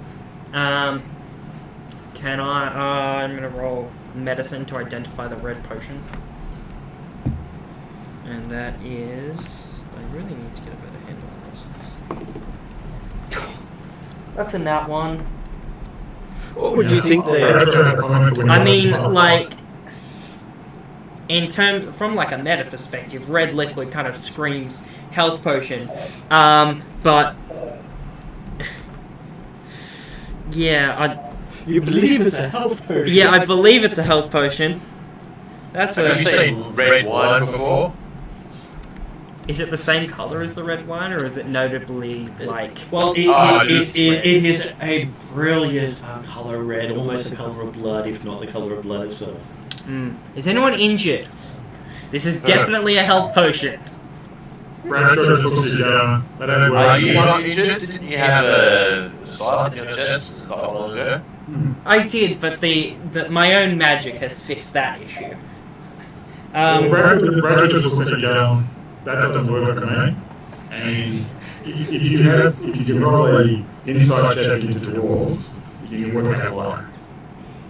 I'll let Mark know what I'm talking about. But the problem is that now I get my nat 20 for a total of 23. Magical healing doesn't work well. Good to know. He's resistant to magical healing. Hopeful. Yeah.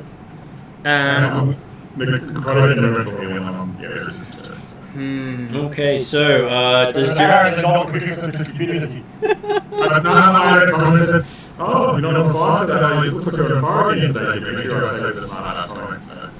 I'm willing to take damage if we take damage. Just put it this way. You took no damage. You got 4 points, didn't you? No. The fire flared weakly around him, and we deflected off his back and shield. Damn it. I said yeah. If you're not going to actually take care around here, don't touch anything. Still got some money. And I pocket out some jewelry in my bag holding. I've got some things I need to give you during after game. I've got 5 scrolls sitting in my magical bag holding at the moment that I think you should have. Okay, so while they're busily discussing things, who opens the second chest? I don't know. Okay, inside you find some really soft leather armor, a silver rapier, and a notebook. What was the first thing in the armor? Really soft armor. Leather. Okay. I don't need that. Throw it away.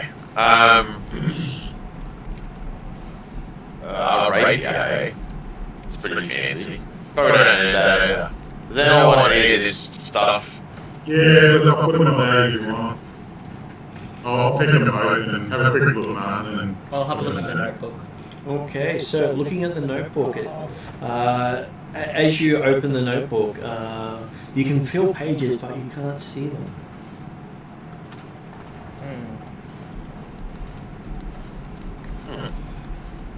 Really surprised that Bradshaw's included the obvious elven made armor. So as Bradshaw feels the skin of the leather, he realizes instinctively that it is made from gnome skin. By dwarves. And I gnome armor, I say that, and That's not gnome armor, it's dwarven armor made from gnome skin. would I ever seen this before? And No, it's one of those darker parts of history of the dwarves. Especially when the dwarves say gnomes don't exist, and actually making armor out of gnomes seems very heretical. would I have like the history of like a storyteller for myself? Or? Sure, give me a history check with disadvantage because your character doesn't listen. Well, both dice did it 12, so it's better than nothing. Probably they don't got anything close. That would be intelligence. You might have an bonus. No, I have 0 because I've got a plus on the stone now, so that's 12 of us. Okay. You might have some modifier as well, I think, that you know what the dwarves into the halflings? Been killing them recently. I feel sad, but I knew it was if depends what I remember. So what you remember is that dwarves are very harsh to non-dwarves. Yeah, okay. They see everything that's not a dwarf as something to use in their construction. I reluctantly pocketed it in my bag holding. Have a look at radio. It is a fine silver rapier made by dwarven smiths. Okay, I'll take that back. And I don't know what to do with the leather one yet. I might give it to Mum, but I'm not sure she'd appreciate it or not. I don't know. So, but I definitely won't bring it out. It's not going to come in front of my wife, that's all. So that's nice. Or back my teeth, because with all my nose and my teeth, I don't think that's a good sign. So. Just put it on display, I'm sure they'll understand. That's the ultimate power move. No. Do your job so you're the next set. No, but they're doing a good job on my teeth, keeping up the blacksmithing work going on. So I'm going to keep, I don't want to upset the lower masses of the Bradshaw castle. So, okay, I'll pick up going. Okay, put that away. And which one in the notebook I asked? Perry. I didn't have the notebook. So I think the correct answer there is nothing. I didn't look. Yeah, there's too many words in that notebook. So he just kind of chuckles and is like, well, I also found nothing in the notebook. Yeah. Quite literally. After actually looking. Actually, Wait, I found Dimitri's humility. I'm going to have a look at this notebook now, because they still can't find it. Let's have a look and then I'll put it in the bag holding. Okay, as you open the notebook, you can fill pages, but you can't see them. Yeah. Magic! Silly magic stuff, I don't like. I'll put it in the bag holding, that's where it should go. So apparently it's been taken by the dwarf. I don't mind. The silly magic stuff, don't like those silly magic bad carrot. That's right. You've got enough stuff to worry about. So while they're doing that, who's looking in the next locker? Well, if they're... Apparently that'll be the third locker, but Dimitri, after having cleared the third couple, you might not open the third one. Yeah, that's not fine with that. Well, I thought it was either between Dimitri or Peritiv. So Dimitri wins out on that one. You lift it up and you see inside a treasure trove of silver pieces, rubies, and diamonds. Ooh, it's sparkling now, I say. Are there any diamonds worth 500 gold in there? Not by themselves. Hmm. So, I for the fire, okay? It doesn't mean it's quite wanted with this. What did you say? I said, this pays for any potential fire that you got. There you go. Say thank you. Oh, wait. 300, not 500. I don't know what I was thinking. You mean the fire damage that would never have occurred anyway, shape or form if you had a double like head and don't touch it? What would be the collective value of all the diamonds? I see that as my fault. Yeah, you did one trap. You should have told me the one trap. You didn't do After that. examining them, you think I that told you there would be more than one trap. I told the you total there value was of the diamonds would be both 100 the gold. wall and the elf. Each Well, one you could costs have 10. said it wasn't Not enough for doing it, but you did. Anyway, look, no point arguing I'm just against gonna, it. like, while they're arguing, just slip it into a separate pouch that I have. So, anyway, I'm just going, yeah, whatever. Ignoring completely the usual, so. And are you going to check the room that you paid dearly to find? Oh yeah, 100. I thought we'd already gone into that No, room. you, Yeah, you hadn't crossed the threshold because trying to cross the threshold, you got stabbed. yeah. Let's go check that room where I got stabbed. We might. I just looked at you first again. All right. We haven't disarmed it, but I know it's there. Give me a perception roll. At advantage because I know it's there. You don't know how it was tripped. Okay. I'm pretty perceptive. I know what I'm doing. That's either a 12 or a 13, neither of which are enough. 13. You think if you casually put your way through going Yeah. through, you'll be perfectly fine. Yeah, so what's that, another dexterity save? It is another dexterity save. Oh, okay, that's a 17. Okay, on a 17, the scythe comes in and swings and just stops right under your armpit. Almost you can almost feel the tip of it touching you. Still covered in your blood. Can we say it glances off my shell? Sure. There's this scratch on your shell where it glanced off. Another story. Can I, because the blade comes down from my swing, can I pull the scythe off the actual... Give me a athletics check. I'm in a guidance, so just place my hand on his back. And I'm you with that use. I've got a very good option. Right in mind. You rolled a 1, did you? No, that's a saving throw. I don't use that. That's a 10. Hang on. Okay, so- it's probably not going to make any difference, but roll your d4 from my guidance. It's not going to make a difference, but it is there. I think it is just for a shit. No, it's just...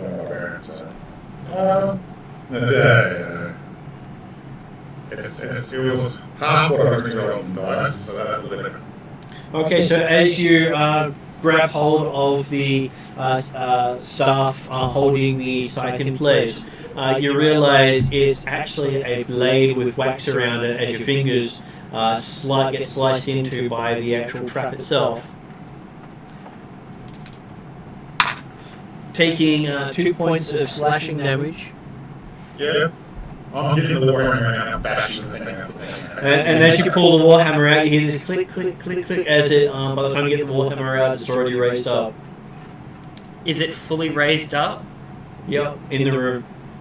In the middle of the room? No, the trap is raised in the room, and you haven't quite entered the room yet. But can I see where, did I see where it went back to? It went out of sight. So I can't throw my hammer and break the whole thing. You can give me a perception roll. Yeah. How strong is Bradshaw? Like, Extreme. are we talking like able to throw a turtle into a room? Because I have an idea. I can draw myself back into my shell. You notice the tripwire that the turtle has been stepping on every time he's gone through the door. I'm not telling the door. Yeah. I know where it is. Hmm. I know.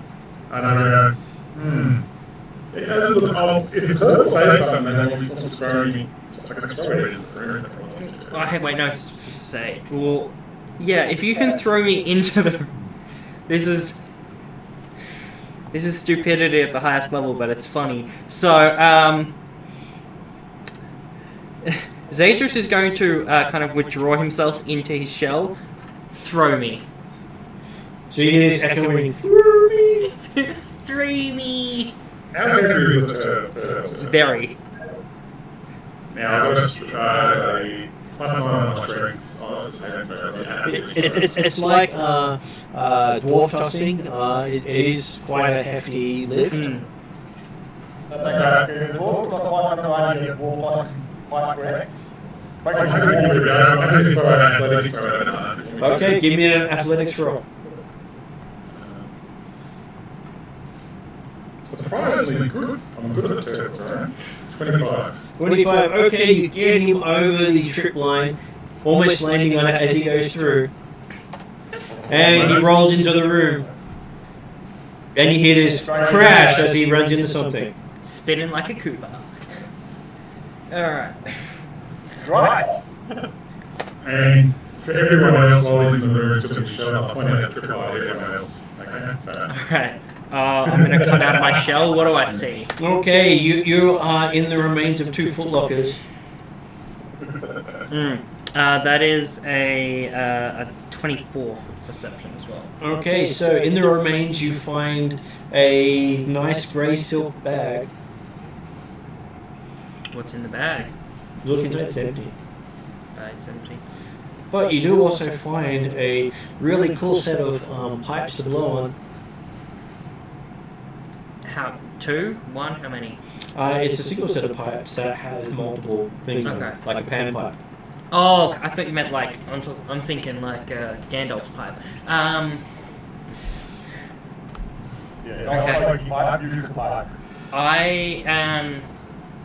Zadrius is just gonna play a little tune. Just see if they still work or if they've been ruined by a turtle landing on them. Okay, give me a performance roll as you play the pipes. Oh, this is gonna be... Come on, I've never wanted for a nat 1 so much. Okay, that's an 11. Okay. A double nat 1. I don't know why, but I'm so determined to roll a 0. Okay, so you start playing this tune. Everyone else now gets to make a wisdom saving throw. Does that include Dimitri in the other room? It does. You're within hearing distance. After that? Wisdom saving throw. 18. So I believe Dimitri will get a bonus for being next to the paladin. Most paladins provide auras for saving throws. Yeah, I do. I think my saving throw might even be +4. Or maybe that's just my own saving throws. 20 for retro. Oh, the tuning quite poppy kind of okay. Bit jazzy. Okay, so you find the tune to be quite spooky. Everyone feels a shiver going up their spine. It was almost as if someone's just sung their funeral song. I wasn't around for my funeral, so I don't know. You've been around dwarven funeral songs many a time.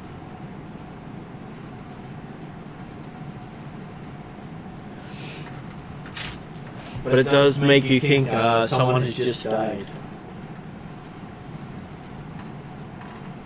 Dimitri in the other room thinking, obviously I've got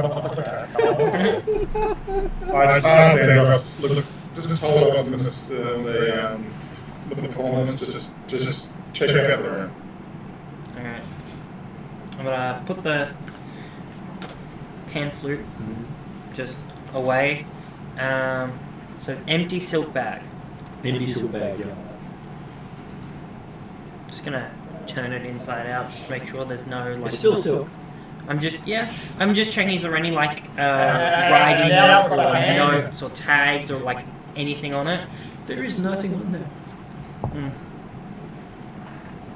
But it's got a hand on the inside now. Oh no, it's got the world on the inside now because you turned it inside out. Yep.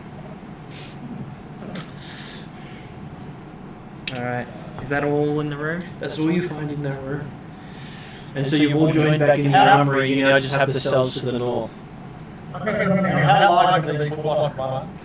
The footlockers were about maybe 1 to 2 feet in width and about a foot in depth and about a foot in height.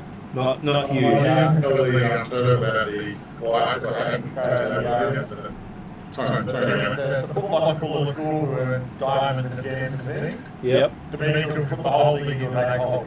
that will work. Well, Not trying to get out. put all the silver and rubies. Make you stick the whole thing in it. Oh, fair. So we're told Elder Dwarf, Dimitri and our paladin lovely friend is in the other room, so I didn't tell the turtle where the trap was, and I see the turtle trying to come out, I'll make sure I'll know any sort of entrance over the room. Okay, reception roll for the turtle. Okay, come on. Don't fail me now. 15! 15. As you're about to step through, you feel something tingling and notice that your feet is just touching a tripwire. I'm gonna... Oh, that's what was doing that! And then step over it. I look at the mile the Elder Dwarf, yeah, so.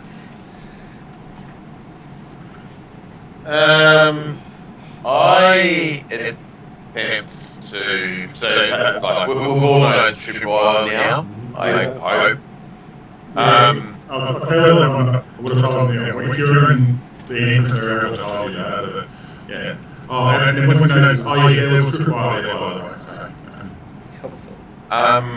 I attempt to investigate and see whether simply cutting the tripwire will be enough to like prevent it from operating. Okay, so bending down, you cut the tripwire and feel something whoosh over your head, realizing that you set the trap off, and it doesn't seem to be winding back up again now that it's broken. But you did stop it from being continually trippable. That was the plan. Okay, good okay. So is another way out of this room? Well, there's the stairwell going down still, and the 6 cells to the north that no one's checked out yet. I'm gonna wander over to the cells. Okay, looking at the first one, the door to this room is missing its hinge and handle, and it looks like it has been broken off. Okay. So they've got like a solid door on them. They're not just like bars over. They do look like a solid door. So there's no hinge or no handle on it. Is there? Well, the hinges have been broken and the off. handle. Is there an indication as to like which way the door would open, in or out? Quite simply, you think you can just push it. Yeah, I'm just gonna push it. Okay, so it just moves slightly, and then it sort of falls off to the side, and you realize you can just step over it. Sweet. And inside, you see that the floor here has a handful of copper coins on it. As the Always door leave clatters coppers. the floor, Dimitri walked out of the other room saying, "We are aiming for quiet, are we not? Thud. The blood elves are Thud. coming back at any moment." Subtlety is my speciality. I just shrugged. Okay, I will give our turtle a perception roll to see if they notice anything special. Another 15. Okay, you do notice that one of the coins is glinting, unlike the others. I'm gonna look at it and not touch it. Do I get any indication of if there's anything special about it? Is it glinting because it's clean, or is it glinting because there's some kind of arcane something to it? While you're looking at it, it seems to be unblemished unlike the others. And its stamping is unusual. You've never seen a coin stamped that way.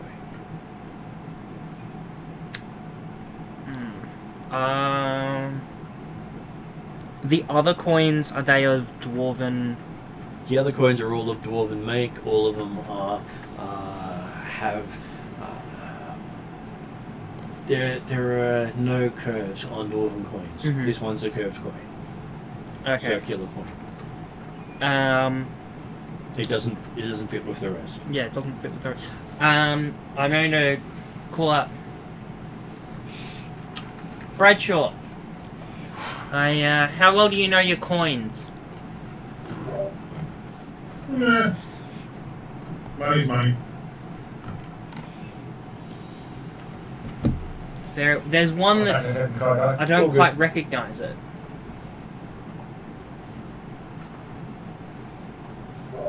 Oh, that's Chris. Okay, looking at it, you can see it looks like a Norse coin from the Northern Reaches. I think our Heritage is one of your gods from your region. Well, I mean, if that's where it's from, I guess I assume that I recognise it. Do you want me to roll, or do I just Knowledge religion roll for you. The others wouldn't get the roll. Sucks. 9. 9. Looking at it, you believe it is a muse of luck. Interesting. So this is a lucky coin, in essence. You're not quite sure. You've never actually Sure. seen one of these before. Okay.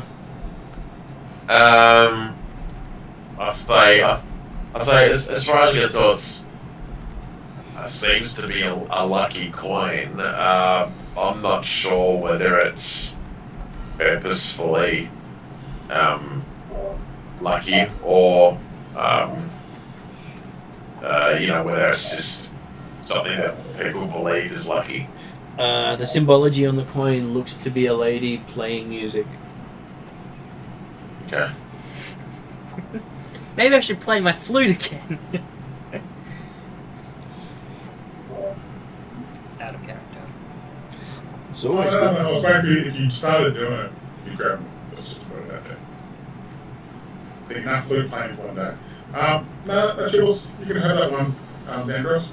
I'll start looking at the other cells and see which are open and which are closed now. So the next one is shut and locked. And I'll just keep a look and see what's open first, and then might go back to the shut and closing. Okay. The next one you go to, the door itself is not locked, but you can tell that the door itself is stuck in the hinges. The sides of the wall are cracked, as that looks like the door may have expanded at some point. Use strength roll to see if I You can. Athletics roll to be more precise. That's a 24. Okay, there's a loud shrieking sound as you force the door in. And you find on the other side of it a pile of papers stuffed inside a damaged book. I'll pick it up, just look at the book on the outside first, and do I recognise anything on the outside of the book at all? On the outside of the book, you see the symbol for Orcus and Thanatos. Yeah, I will bring it over to my... So what's the eldest dwarf's name? So I can't remember, sorry, mate. Maya. Maya. Maya, does this look familiar to you at all? He looks at it and says, he would guess it was some kind of arcane book dedicated to the gods of death and destruction. Okay, that's all I got out of that. I'll bring it to Dimitri now. I don't believe in any of that arcane magic crap, so will of God, will, you know, Except of course for the, yeah. except of course for the cat bag and equipment and No, stuff you that's carry. the will of the God. Okay, everything that's magical to me is the will of the God, but I don't. What about the gnomish leather armor that you've got that's magical? I don't know if it's magical. I just thought it's gnomish leather armor. So no, look, because according to when I discussed this about dwarves regularly in the barn, we don't really magic. We believe in gods doing things, and certain clerics having god sort of things, but not magic directly. So Yeah, the dwarves don't have many arcane casters amongst them because they find it hard to use. so that's why I understand maybe you might ask a god to heal you or something like that, and that's what happens. God decides that he will heal you, but I don't see it as something you do yourself, if that makes sense. So. Okay, checking the next So door. basically, you're handing the arcane book over to Demetrius. Is that what happened? That's Yeah. pretty much it, yeah. Because I thought arcane, that sounds like up your tree, about Elliot tree stuff. Because I don't believe in arcane, you do. So there you go. So I'll just keep going down things and work out which ones are locked and which are open, and So at this point, I'll point out to Mark as a player, not as his character. He's just handed Dimitri the spell Ray of Enfeeblement. Oh god. that's fine. Yeah, just because Mark was one of Mark's favourite spells until it rebounded. Ah. No, that was what was it? Feeble mind. I know feeble mind was one. It's a feeble mind, is It's it? a very similar sort of thing. Mm. Yeah, no, I know the one you're talking about because I've got it in Baldur's Gate 3. No, advertising there, but okay. It's a magical spell thing. I used to give all that stuff to Dimitri. Yeah. Yeah. Okay, so the next one you see, the door has been ripped off, so you can just pick it up and move it. I do that with my great dwarven strength. Don't even have to roll for it. And looking inside, you see a pile of dead cockroaches that look like they've been eating from food that looks perfectly edible on a table. I shoot the cockroaches away. Sorry. When Bradshaw moved the door, did he then place it carefully against the wall, or did he allow it to drop on the floor like? No, I'm doing this. I would do it carefully. I wouldn't upset Dimitri any further. Okay? Zadris, on the other hand. No. If Zadris is there, I'll just lean on Zadris, but it's not quite right next to her. So I'll take it to a wall, slowly put it down, then go back into the book itself. Can I try and open that other locked door? You can. I'm just trying to think how best, or how, not even how best, how Zadris would try and open the door. So while you're looking at that, you don't see anything else besides what looks to be edible food surrounded by dead vermin. Well, dead vermin, okay. Right. I'll get if I've got a stick or something, I can just move things around and see if there's anything there. If I don't see anything, I'll just go, okay. No, it looks as if this was the setup to make people eat the food and then die, but it's been here long enough for the vermin to get to it. Yeah, okay. So that's 1, 2, 3, 4. First one, second one. Yeah. While Zadros is looking at the door, thinking about how he might try and unlock it, if he gets distracted for a moment, looking at what tool could I use or things like that, Dimitri will use, again, he can do what they can to, and he picks to unlock the door. Okay, give me a Thieves' Tools check.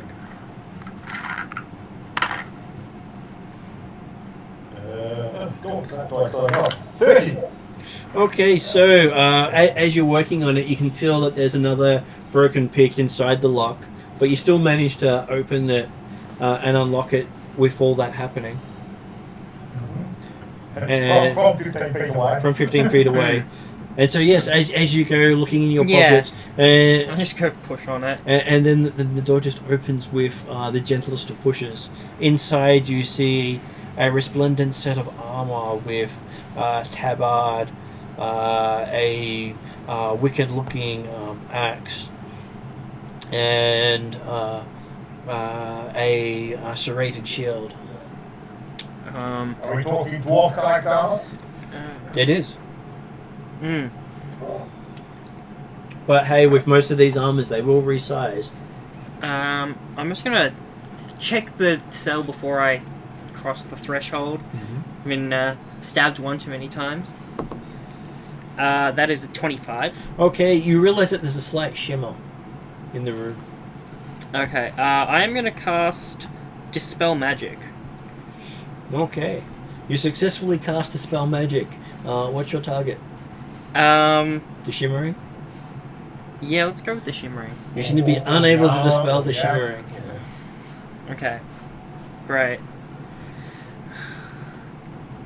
So while you're doing that, I will Yeah. move over to, I believe they're moving on to door number 5 now.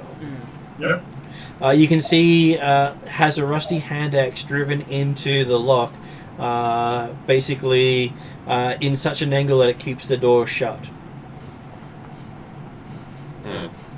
Okay, just doing a bit of a Jimmy test with the door. Does it feel like strength opener? Or is it Well, just if you pull the axe out of the way it's jammed in there, you'd think the door will open because the lock's been damaged beyond use. Okay, I'll try to pull the axe out. Okay, so are we saying it's initiative? For all of us? For everyone. Oh, okay. 12. Because the door was holding something at bay. Or could the axe attack back?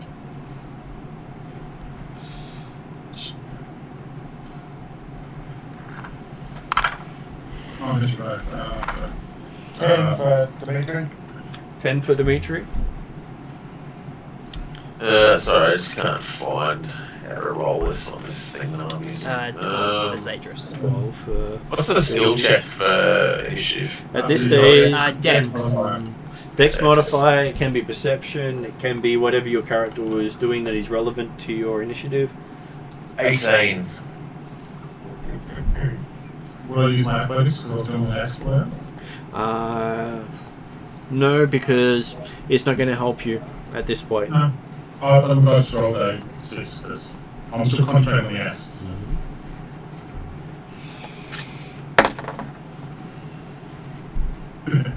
Yeah, I get that. Okay, so... Well, when you pull out the axe and it comes free and just goes neatly into the back of that slot in the back of your helmet. It's too big to fit in the helmet, okay? Don't encourage you, Martin. I'm just saying, don't encourage you. All I can say is he just needs to try harder. The spike on the back of the axe, which wasn't stuck in the wood, it obviously didn't come down the back of your head. So I'm facing the axe. To the slot. No, I'm facing the axe, pulling it backwards. It's going to hit my eye before it hits the back of the head. I don't know how physically a dwarf could do that. That's a very good athletics roll to do that. Or acrobatics, I think so. But anyway, right. I'm sure Bradshaw's capable of anything. Oh, look, I'm happy with... I'm putting that dice to the side. That's going to roll most nice. So, Okay, so you see 4 skeletons come rushing through, attacking Bradshaw. yep, go ahead. First one critically hits Bradshaw. Can I attempt to... Oh, I'm not right next to him, am I? Well, he has moved on ahead. That's all good, Norris. Unless you had something that can reach within, say, 15, 30 feet. No. Well, also, of course, it relies on you actually being active in the ground. No, does it? If it's a reaction, it requires you to have already acted in the round to get a reaction. Really? Or be unable to be surprised. Both of those two give you reactions in combat. Like, effectively, you're flat-footed at the moment. Oh, nice.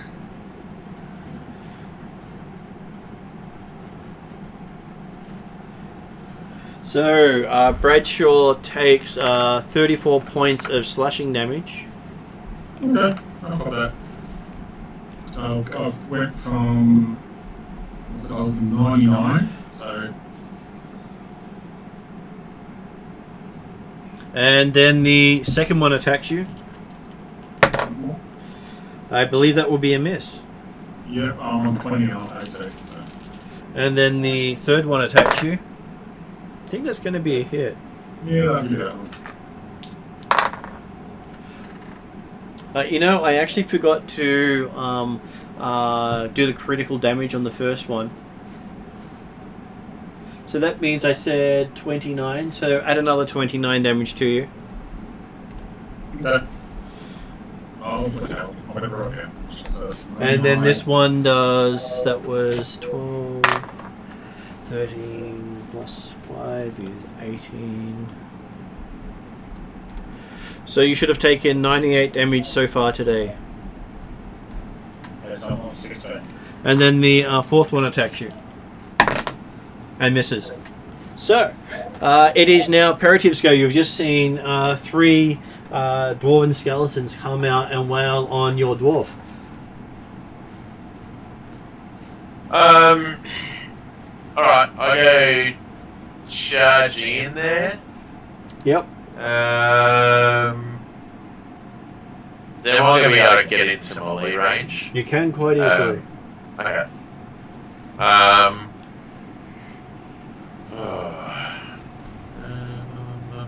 Yeah, alright, I guess I'll just charge in there and wail on the closest guy. On the closest skeleton. I'll attack. Yeah, I'm just going to attack with the longsword. Hit 24. Okay, you end up doing a critical hit on the skeleton. Alright, I attack. Is that likely? Well, so I've got a second attack. Do you want me to do the damage for that first? You might want to do the damage and see what happens. Alright, so plus 10. 10 damage, and what's the type of damage? So most of it's slashing, and it is 1 point of radiant as well. Okay, so as it's a critical hit, it ends up doubling. And is longsword your main weapon of choice? Yes. You should have at least. Is it magical? Yes, it's +2. Then you should be rolling about 5d10 at this point. Oh. Okay. Okay, the next one will be a lot more, man. Hang on a sec. Weapon mastery increases the number of dice you have, and if he's attuned to the weapon, it also increases the number of dice. Nice. Alright.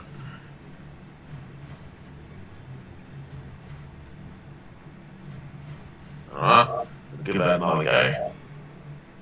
Alright, so it's 30 prior to the crit, I guess. So that means you'd end up doing 60 points of damage. And it shatters with the blow, sending bits of it everywhere. Alright, so if there's a second one within melee range, I'll attack it as well. So you can move into melee range with it. Uh-huh.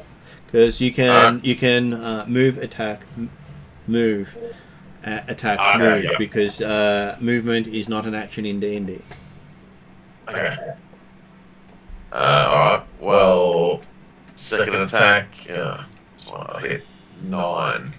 9. Okay, you miss with your second blow, though. You should also be adding your proficiency twice with longswords. Yeah, so I'm currently doing +7 to hit. So what's your strength bonus? Strength bonus is only 1. So if your strength bonus is only 1, proficiency should be 4, which means... Yeah, because it's because of the long sword, which +2 means you as well. should be having a to hit of +11.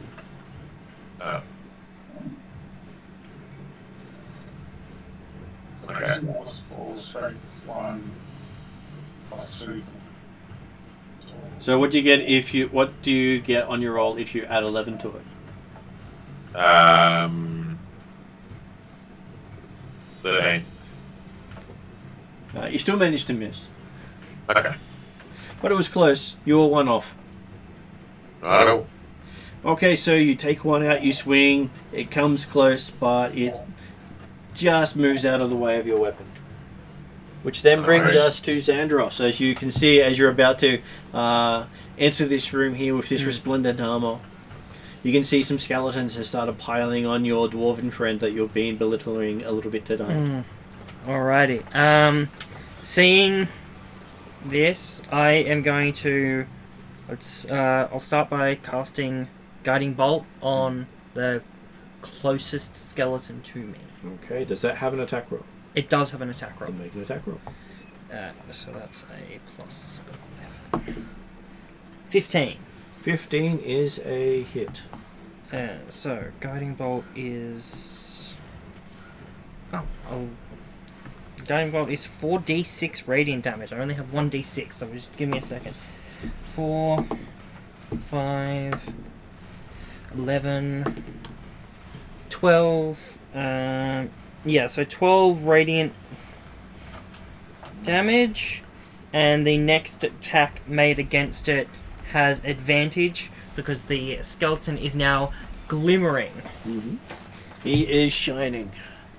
And I am then going to use my bonus action to assume my Archer Starry form and bonus action attack with that. Hang on, I always... Which is another attack roll, and I'm just trying to remember what the... Which is a nat 1. So a natural 1. So what's your character going to do with a natural 1 in his attack? He's going to miss entirely and probably hit what he's... He's trying to protect Bradshaw's closest to me. I know, but between you and it is the mighty paladin. I hate to say it, I think when I hit the paladin... Well, let's see. Give me another attack roll. Another attack roll. With advantage. With advantage? This is a good one. Alright. It's the next... Oh, doesn't matter. It's a 22 to hit. Would a 22 hit the mighty paladin? It's advantage against anything against the skeleton. I know, but it gave you advantage against the paladin because basically you tripped up. I tripped up. And what does this do? Is 22 to hit deals... They've just upgraded it, hang on. No, wrong one. Starry form is 2d8 plus wisdom. My wisdom is plus 3, so it'll be 3, 9, 17. 17 points of radiant damage? Radiant damage. Okay, so it seems that the paladin has been struck from behind. Ouch. Apparently, you triggered the skeletal trap without knowing it. Ah. Is that what I'll be told after the battle, is it? I am now glowing blue, by the way. Okay. That brings us to Dimitri, having witnessed the entire event. Why for comment? He's away at the moment. Well, I believe he's probably still away, so we'll move on to Bradshaw as Dimitri. Sorry, I am back. But you are back. Okay, Dimitri's, so basically, we've seen Bradshaw open a door to release some skeletons, get wailed upon as compensation for being stupid enough to open the door without listening to the skeletons, and then destroy, one of them being destroyed, and the other three are effectively undamaged at the moment. One of them's been hit and he's glowing, and and apparently Xandros got a little overconfident and premature shot and hit the paladin. Was so excited about hitting the first time.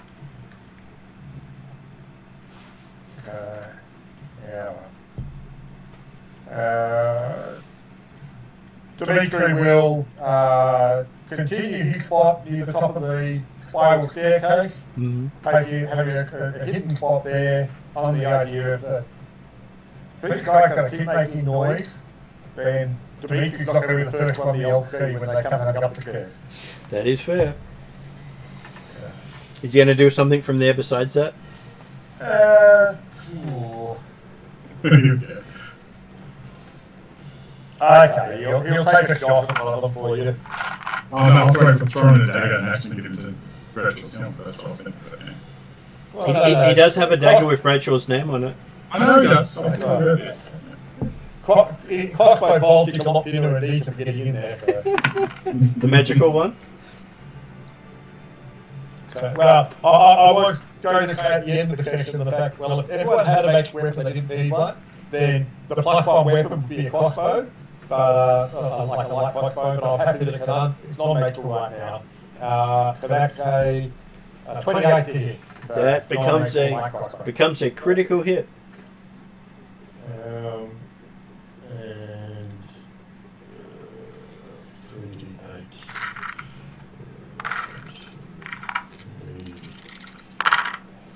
And 36, I think.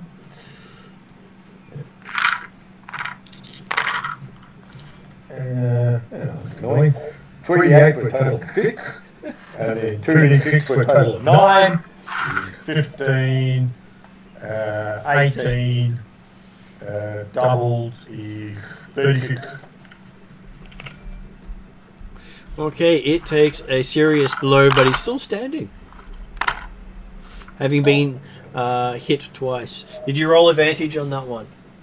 I did just re-roll it, thinking, hang on, yeah, I'll double check my score. Wasn't a 20 the second one, but I wasn't a 20, so.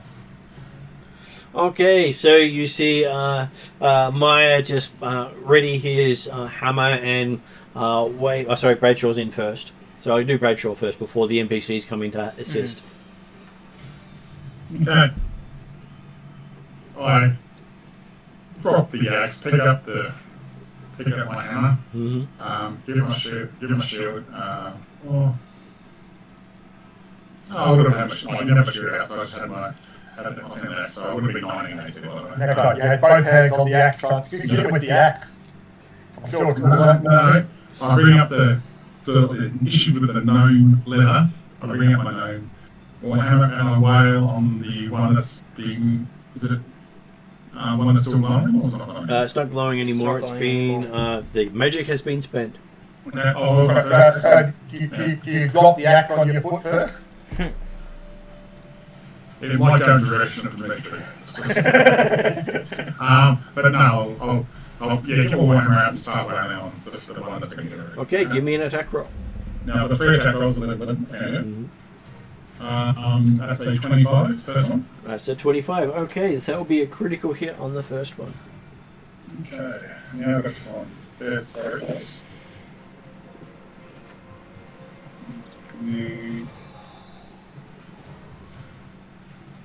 Yeah, I'm just going to the old stats for Warhammer. I don't know we have discussed about any change there. So the stats of the Warhammer would be whatever a basic Warhammer is and add an extra 3 dice to it.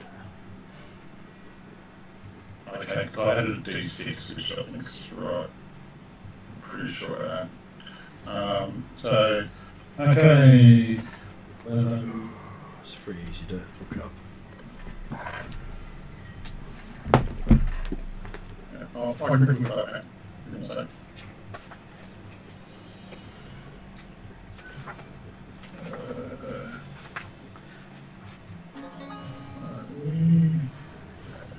Because it's Warhammer, isn't it? Yeah, it's Warhammer. 2 hands, it's a D10. D10, okay, well, I'll re-roll that, sorry about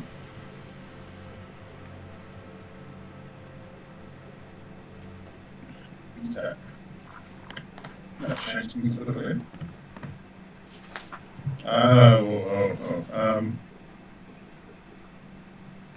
So, 35 plus strength, and I haven't doubled yet.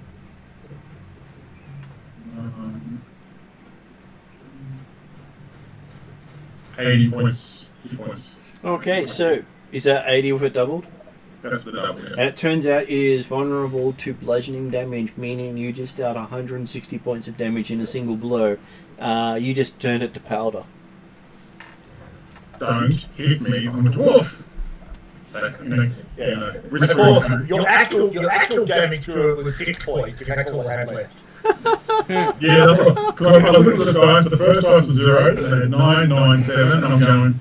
I don't think it needs more than the first dice, but I thought, so I'll go for I'll pick the next skeleton on the list. Yep. Next there. I'll go for that one. So it's my second tab. I've got one after this. You do. That's 22. 22. That makes it just a normal hit. Yep. 25 points of bludgeoning damage. But because it's bludgeoning, it ends up doubling, making it 48 points of damage. It's still standing. You want to have a third swing at it? Yeah, and I'm not using my action surge to give you a heads up. You can choose to do so. And that's a 20. A 20 makes it a normal hit as well.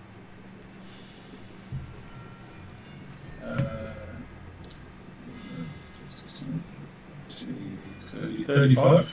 35. It's still standing. It's a tough thing. Everything bludgeoning with double bludgeoning. Okay, probably should have doubled it first. Yeah, that's alright. Okay, yes, it does get taken down by Bradshaw. I look at the last one and going, nah, action surge, not free attacks, so. They hit me hard, I'm only got 15 points, so I'm a bit annoyed with these skeletons, especially when they're dwarven skeletons too. I thought they would actually have some respect. They did, they went for the dwarf first. Yeah. So, Be one of us! I thought you promised you respected your elders. Yeah. 13 for the first one.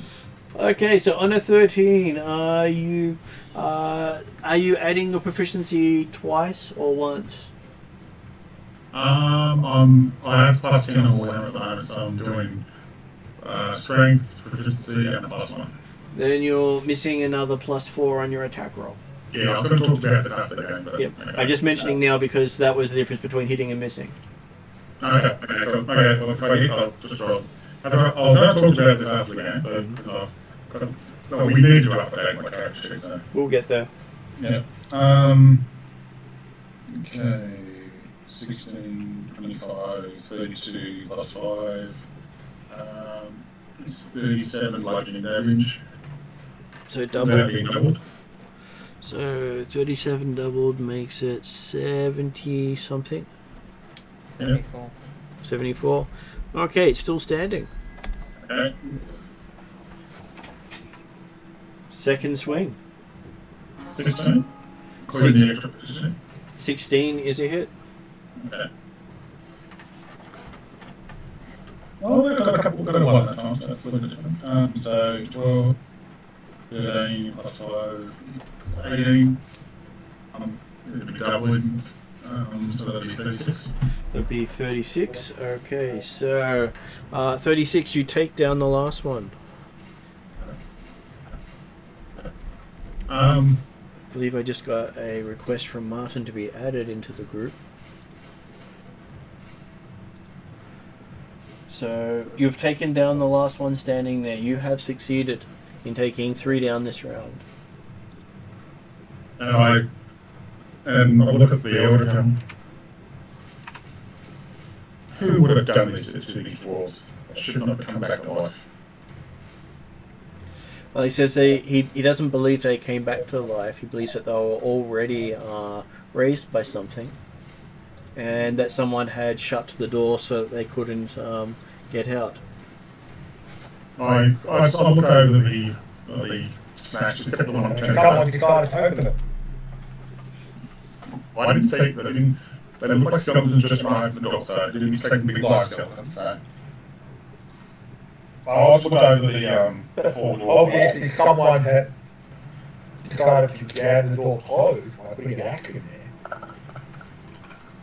There's no sign saying do not open the door. I'm going with that one, and Aside from the big axe. but the axe doesn't mean there's a sign saying do not open the door because axe stuck in lock.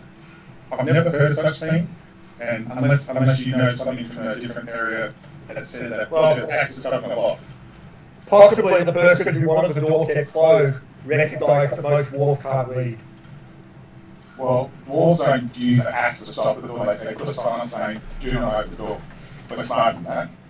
And I just interested in nature, and I'll just look over the corpses and see if I can see any special about these dwarves at all. Looking at them, the only thing special about them was each of them was holding a wicked-looking serrated great axe. You had a swing. I'll look at the axe, see if it's dwarven, and maybe if it is, I'll put it in the bag and I'll use it. All 4 of them are dwarven made. They weren't swinging once and passing it on, which would have been an interesting conversation. No, that's right. I'll just put that just say I'll got to give it to get into the take it back to the dwarf and get it eventually. But yeah. So I'll That add. might have been Russian dwarf.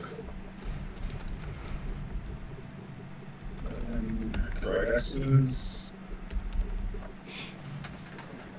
And while that's happening, I'll have Peritive look in the last room, seeing that the door itself is partly ajar, and inside on the floor is the charred remains of a skeleton, looking like someone had just been caught in an explosion. Alright, I'll try it in there. So the skeletons, the dwarven skeletons there, It is melted into the stonework. As in, like, the part of the skeleton is actually in the stonework. It looked like the fire was hot enough to melt the stone and partly submerge the skeleton into it. Yeah, right. Huh. And it doesn't look like a dwarven skeleton, it looks human. Oh. Interesting. So does it look like the skeleton was, not undead when it was killed? It does. It looked like it would have been living at the time. Yeah, right. Does it have any armor or identifying features or anything like that? You wouldn't even really be able to identify it beyond the fact that you believe it was human. Hard to tell if it was male or female based on the damage to the bones and the stonework around it. Okay. Is there anything else in the room? Not here. Though you do remember that they opened a locked door previously. I head out and attempt to go through that other door. Okay. As you attempt to walk through the open door, you bounce off a shimmering surface. This is...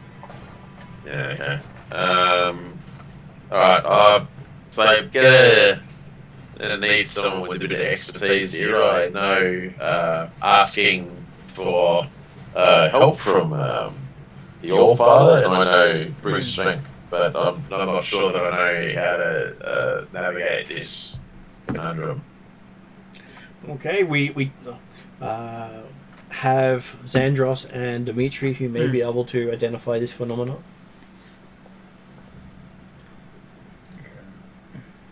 Dan, do you know able to help me with this? Zedrus is Sure. still standing, basically right there, and sees you walk into essentially an invisible wall, Not invisible, he can see it shimmering. into the shimmering wall. Would you like some help? Absolutely. I mean, I'll keep trying to go through this door if I don't get any help. But if you think you might be able to help speed up the process, Well, I mean, obviously, Xandros could help because he opened the door for you. How injured is Bradshaw, out of curiosity? Bradshaw looks like any dwarf would. He's covered in open wounds. Well, while I'm still shining, I might as well let's go with Arcana to see if I can work out what's up with the. Can I do Arcana to work out what's up with the shimmering, and then we'll do some healing.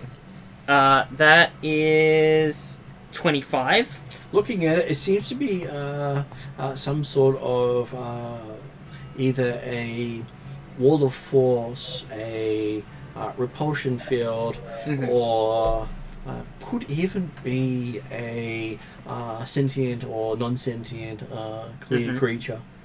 And I've already tried to dispel it, and a base level dispel wasn't strong enough. So this is a very strong repulsion field. In the meantime, And let's just Cool. do a little bit of healing. So, Probably not allowed swap to over cube. to my chalice, which I can do for free. Bradshaw, you are healed for 4 of health plus my starring form, which is the same as my archer, which is 7, 14, 17. What did I say before? 4. Yeah, so 21 points of healing for You find Bradshaw. it not as effective as you think it is. I only take 10 points of healing. It's better than nothing. I'm on a bit of a timer now that I'm glowing, so I might as well do it. Might as well Okay. use it. So, Dimitri, you examine the open archway. I will take a look through the doorway and poke it first of all with the staff, just confirm exactly where the boundary of this fourth wall is, and confirm that it's not talking like it's lap next cube or something like that. It wouldn't be surprising if the paladin bounced off because the lap next cube decided to like to take the paladin. So basically we'll just do a bit of investigation and look at the arcane makeup of it to determine exactly what it might be. Okay, so you find that you can stick your staff right in. Your staff has no resistance. Okay.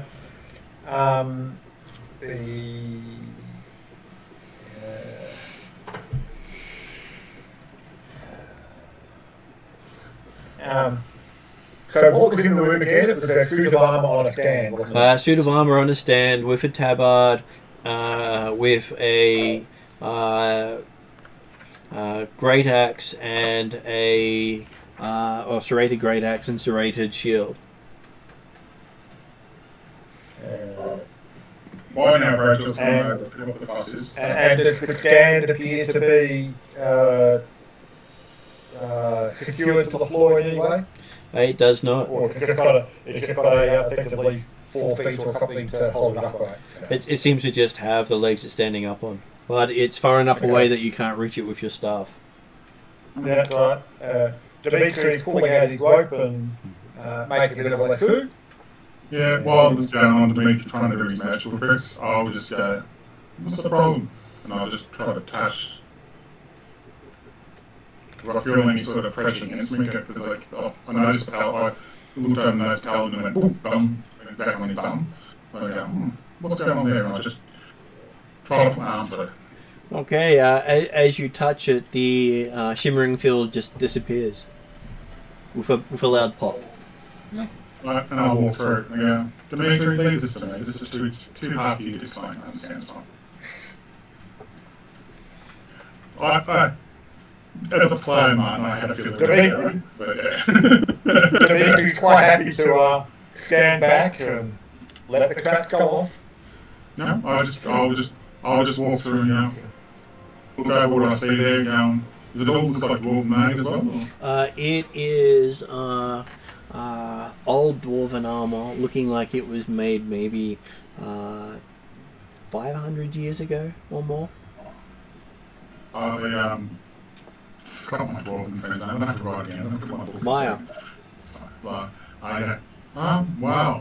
And I pick up everything on the stand so I can carry it all out and bring it out to outside the thing. Go, I've never seen something like this for such a long time. I've only seen this in stories of things like this. So He looks at it and says it looks to be armor of Captain of the Watch. Apparently it's chosen you as its new wearer. yeah. Do I notice any dwarven symbols like anything that would? Yes, as you're looking at it, you see your clan emblem on the shield, and on the breastplate itself. Noting that before you went in there was no emblem on the shield or on the breastplate. And it's got a great X as well, is that right? Or- It has a serrated great axe, Okay. and the shield itself has serrations on the side of it, meaning it acts as a knife shield as well as a shield. And so the serrated great axe is somewhat similar design to the great axe that gets chopped up Bradshaw. It seems to be far more ornate. Yeah. And I was also thinking that when Bradshaw was saying, wow, I've never seen armor like this except in stories and things like that, and he's talking to Maya, who's probably wearing a more ornate version of it. Yeah, well, like I said, I wasn't high in the soldier field back in my early days, so I was still very, at least junior was probably the best word for it, so for me to see something like this is very unusual, so... Yeah, and the point being that Maya, the guy you're talking to, he probably got it all. Oh yeah, I agree. But then I go, oh, and then I go, oh, hang on, that looks very similar. And then I just sort of go, I will work it out with you next session for obvious reasons. So I've written it out. So, I've currently got my clan ritual on shield on, and I go, wow, this is cool. Okay, you don't mind we have a bit of a rest, guys? I'm kind of got a bit slashed up before. Right, opening doors you didn't need to. Hey, we got rid of it, we got rid of the threat, that was the main thing, as quick as possible. Well, not with the I threat could is do the tomato. rest. But it's And you want to wait? short rest, maybe? Mm. But I was thinking the short rest based on it's almost 10 o'clock. Yeah. and as a player, I'm absolutely agree. Oh, it's fine. Okay, so yes, you can end up taking a short rest, which we'll do next session, because short rests mean you get to get some of your hit points back.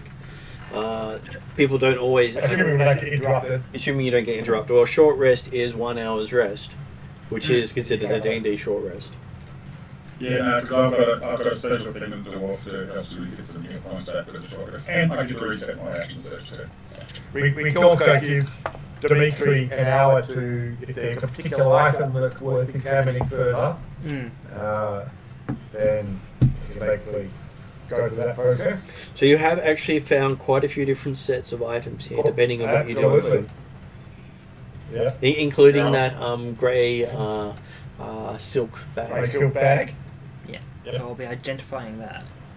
We can somewhat, as a player, that's possibly the one that I'm most curious about.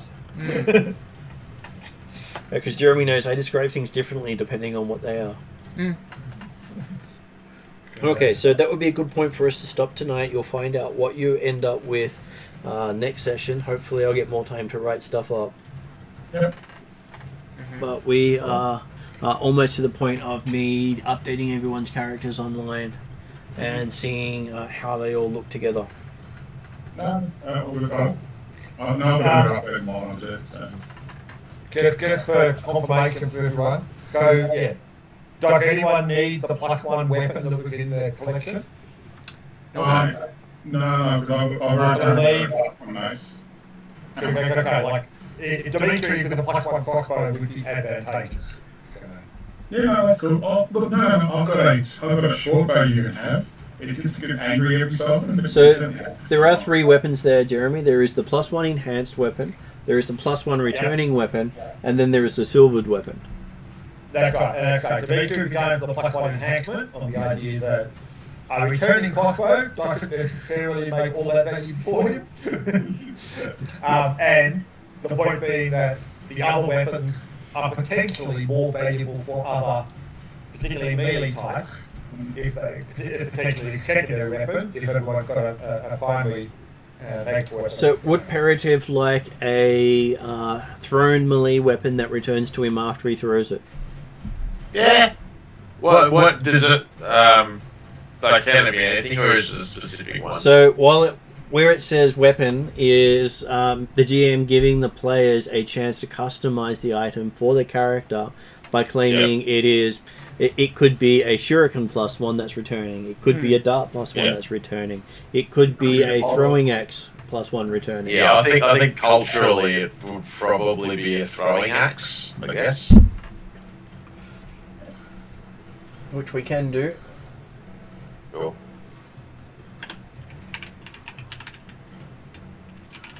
Crossbow with Dimitri.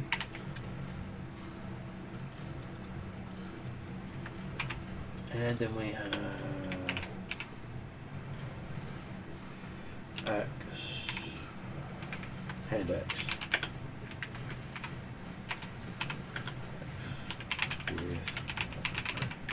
And again, with the shielded weapon, it's potentially something that's worth a melee or a fighter type to carry a shielded weapon. If they're perfect in certain situations.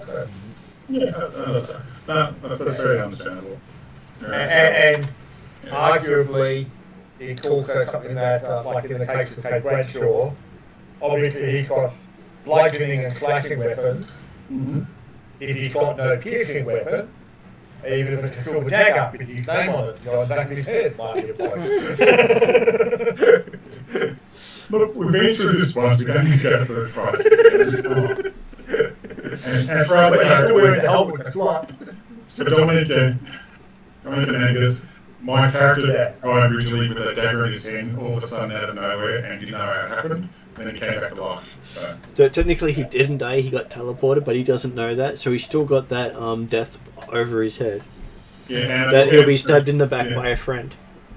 In the back of the head, literally.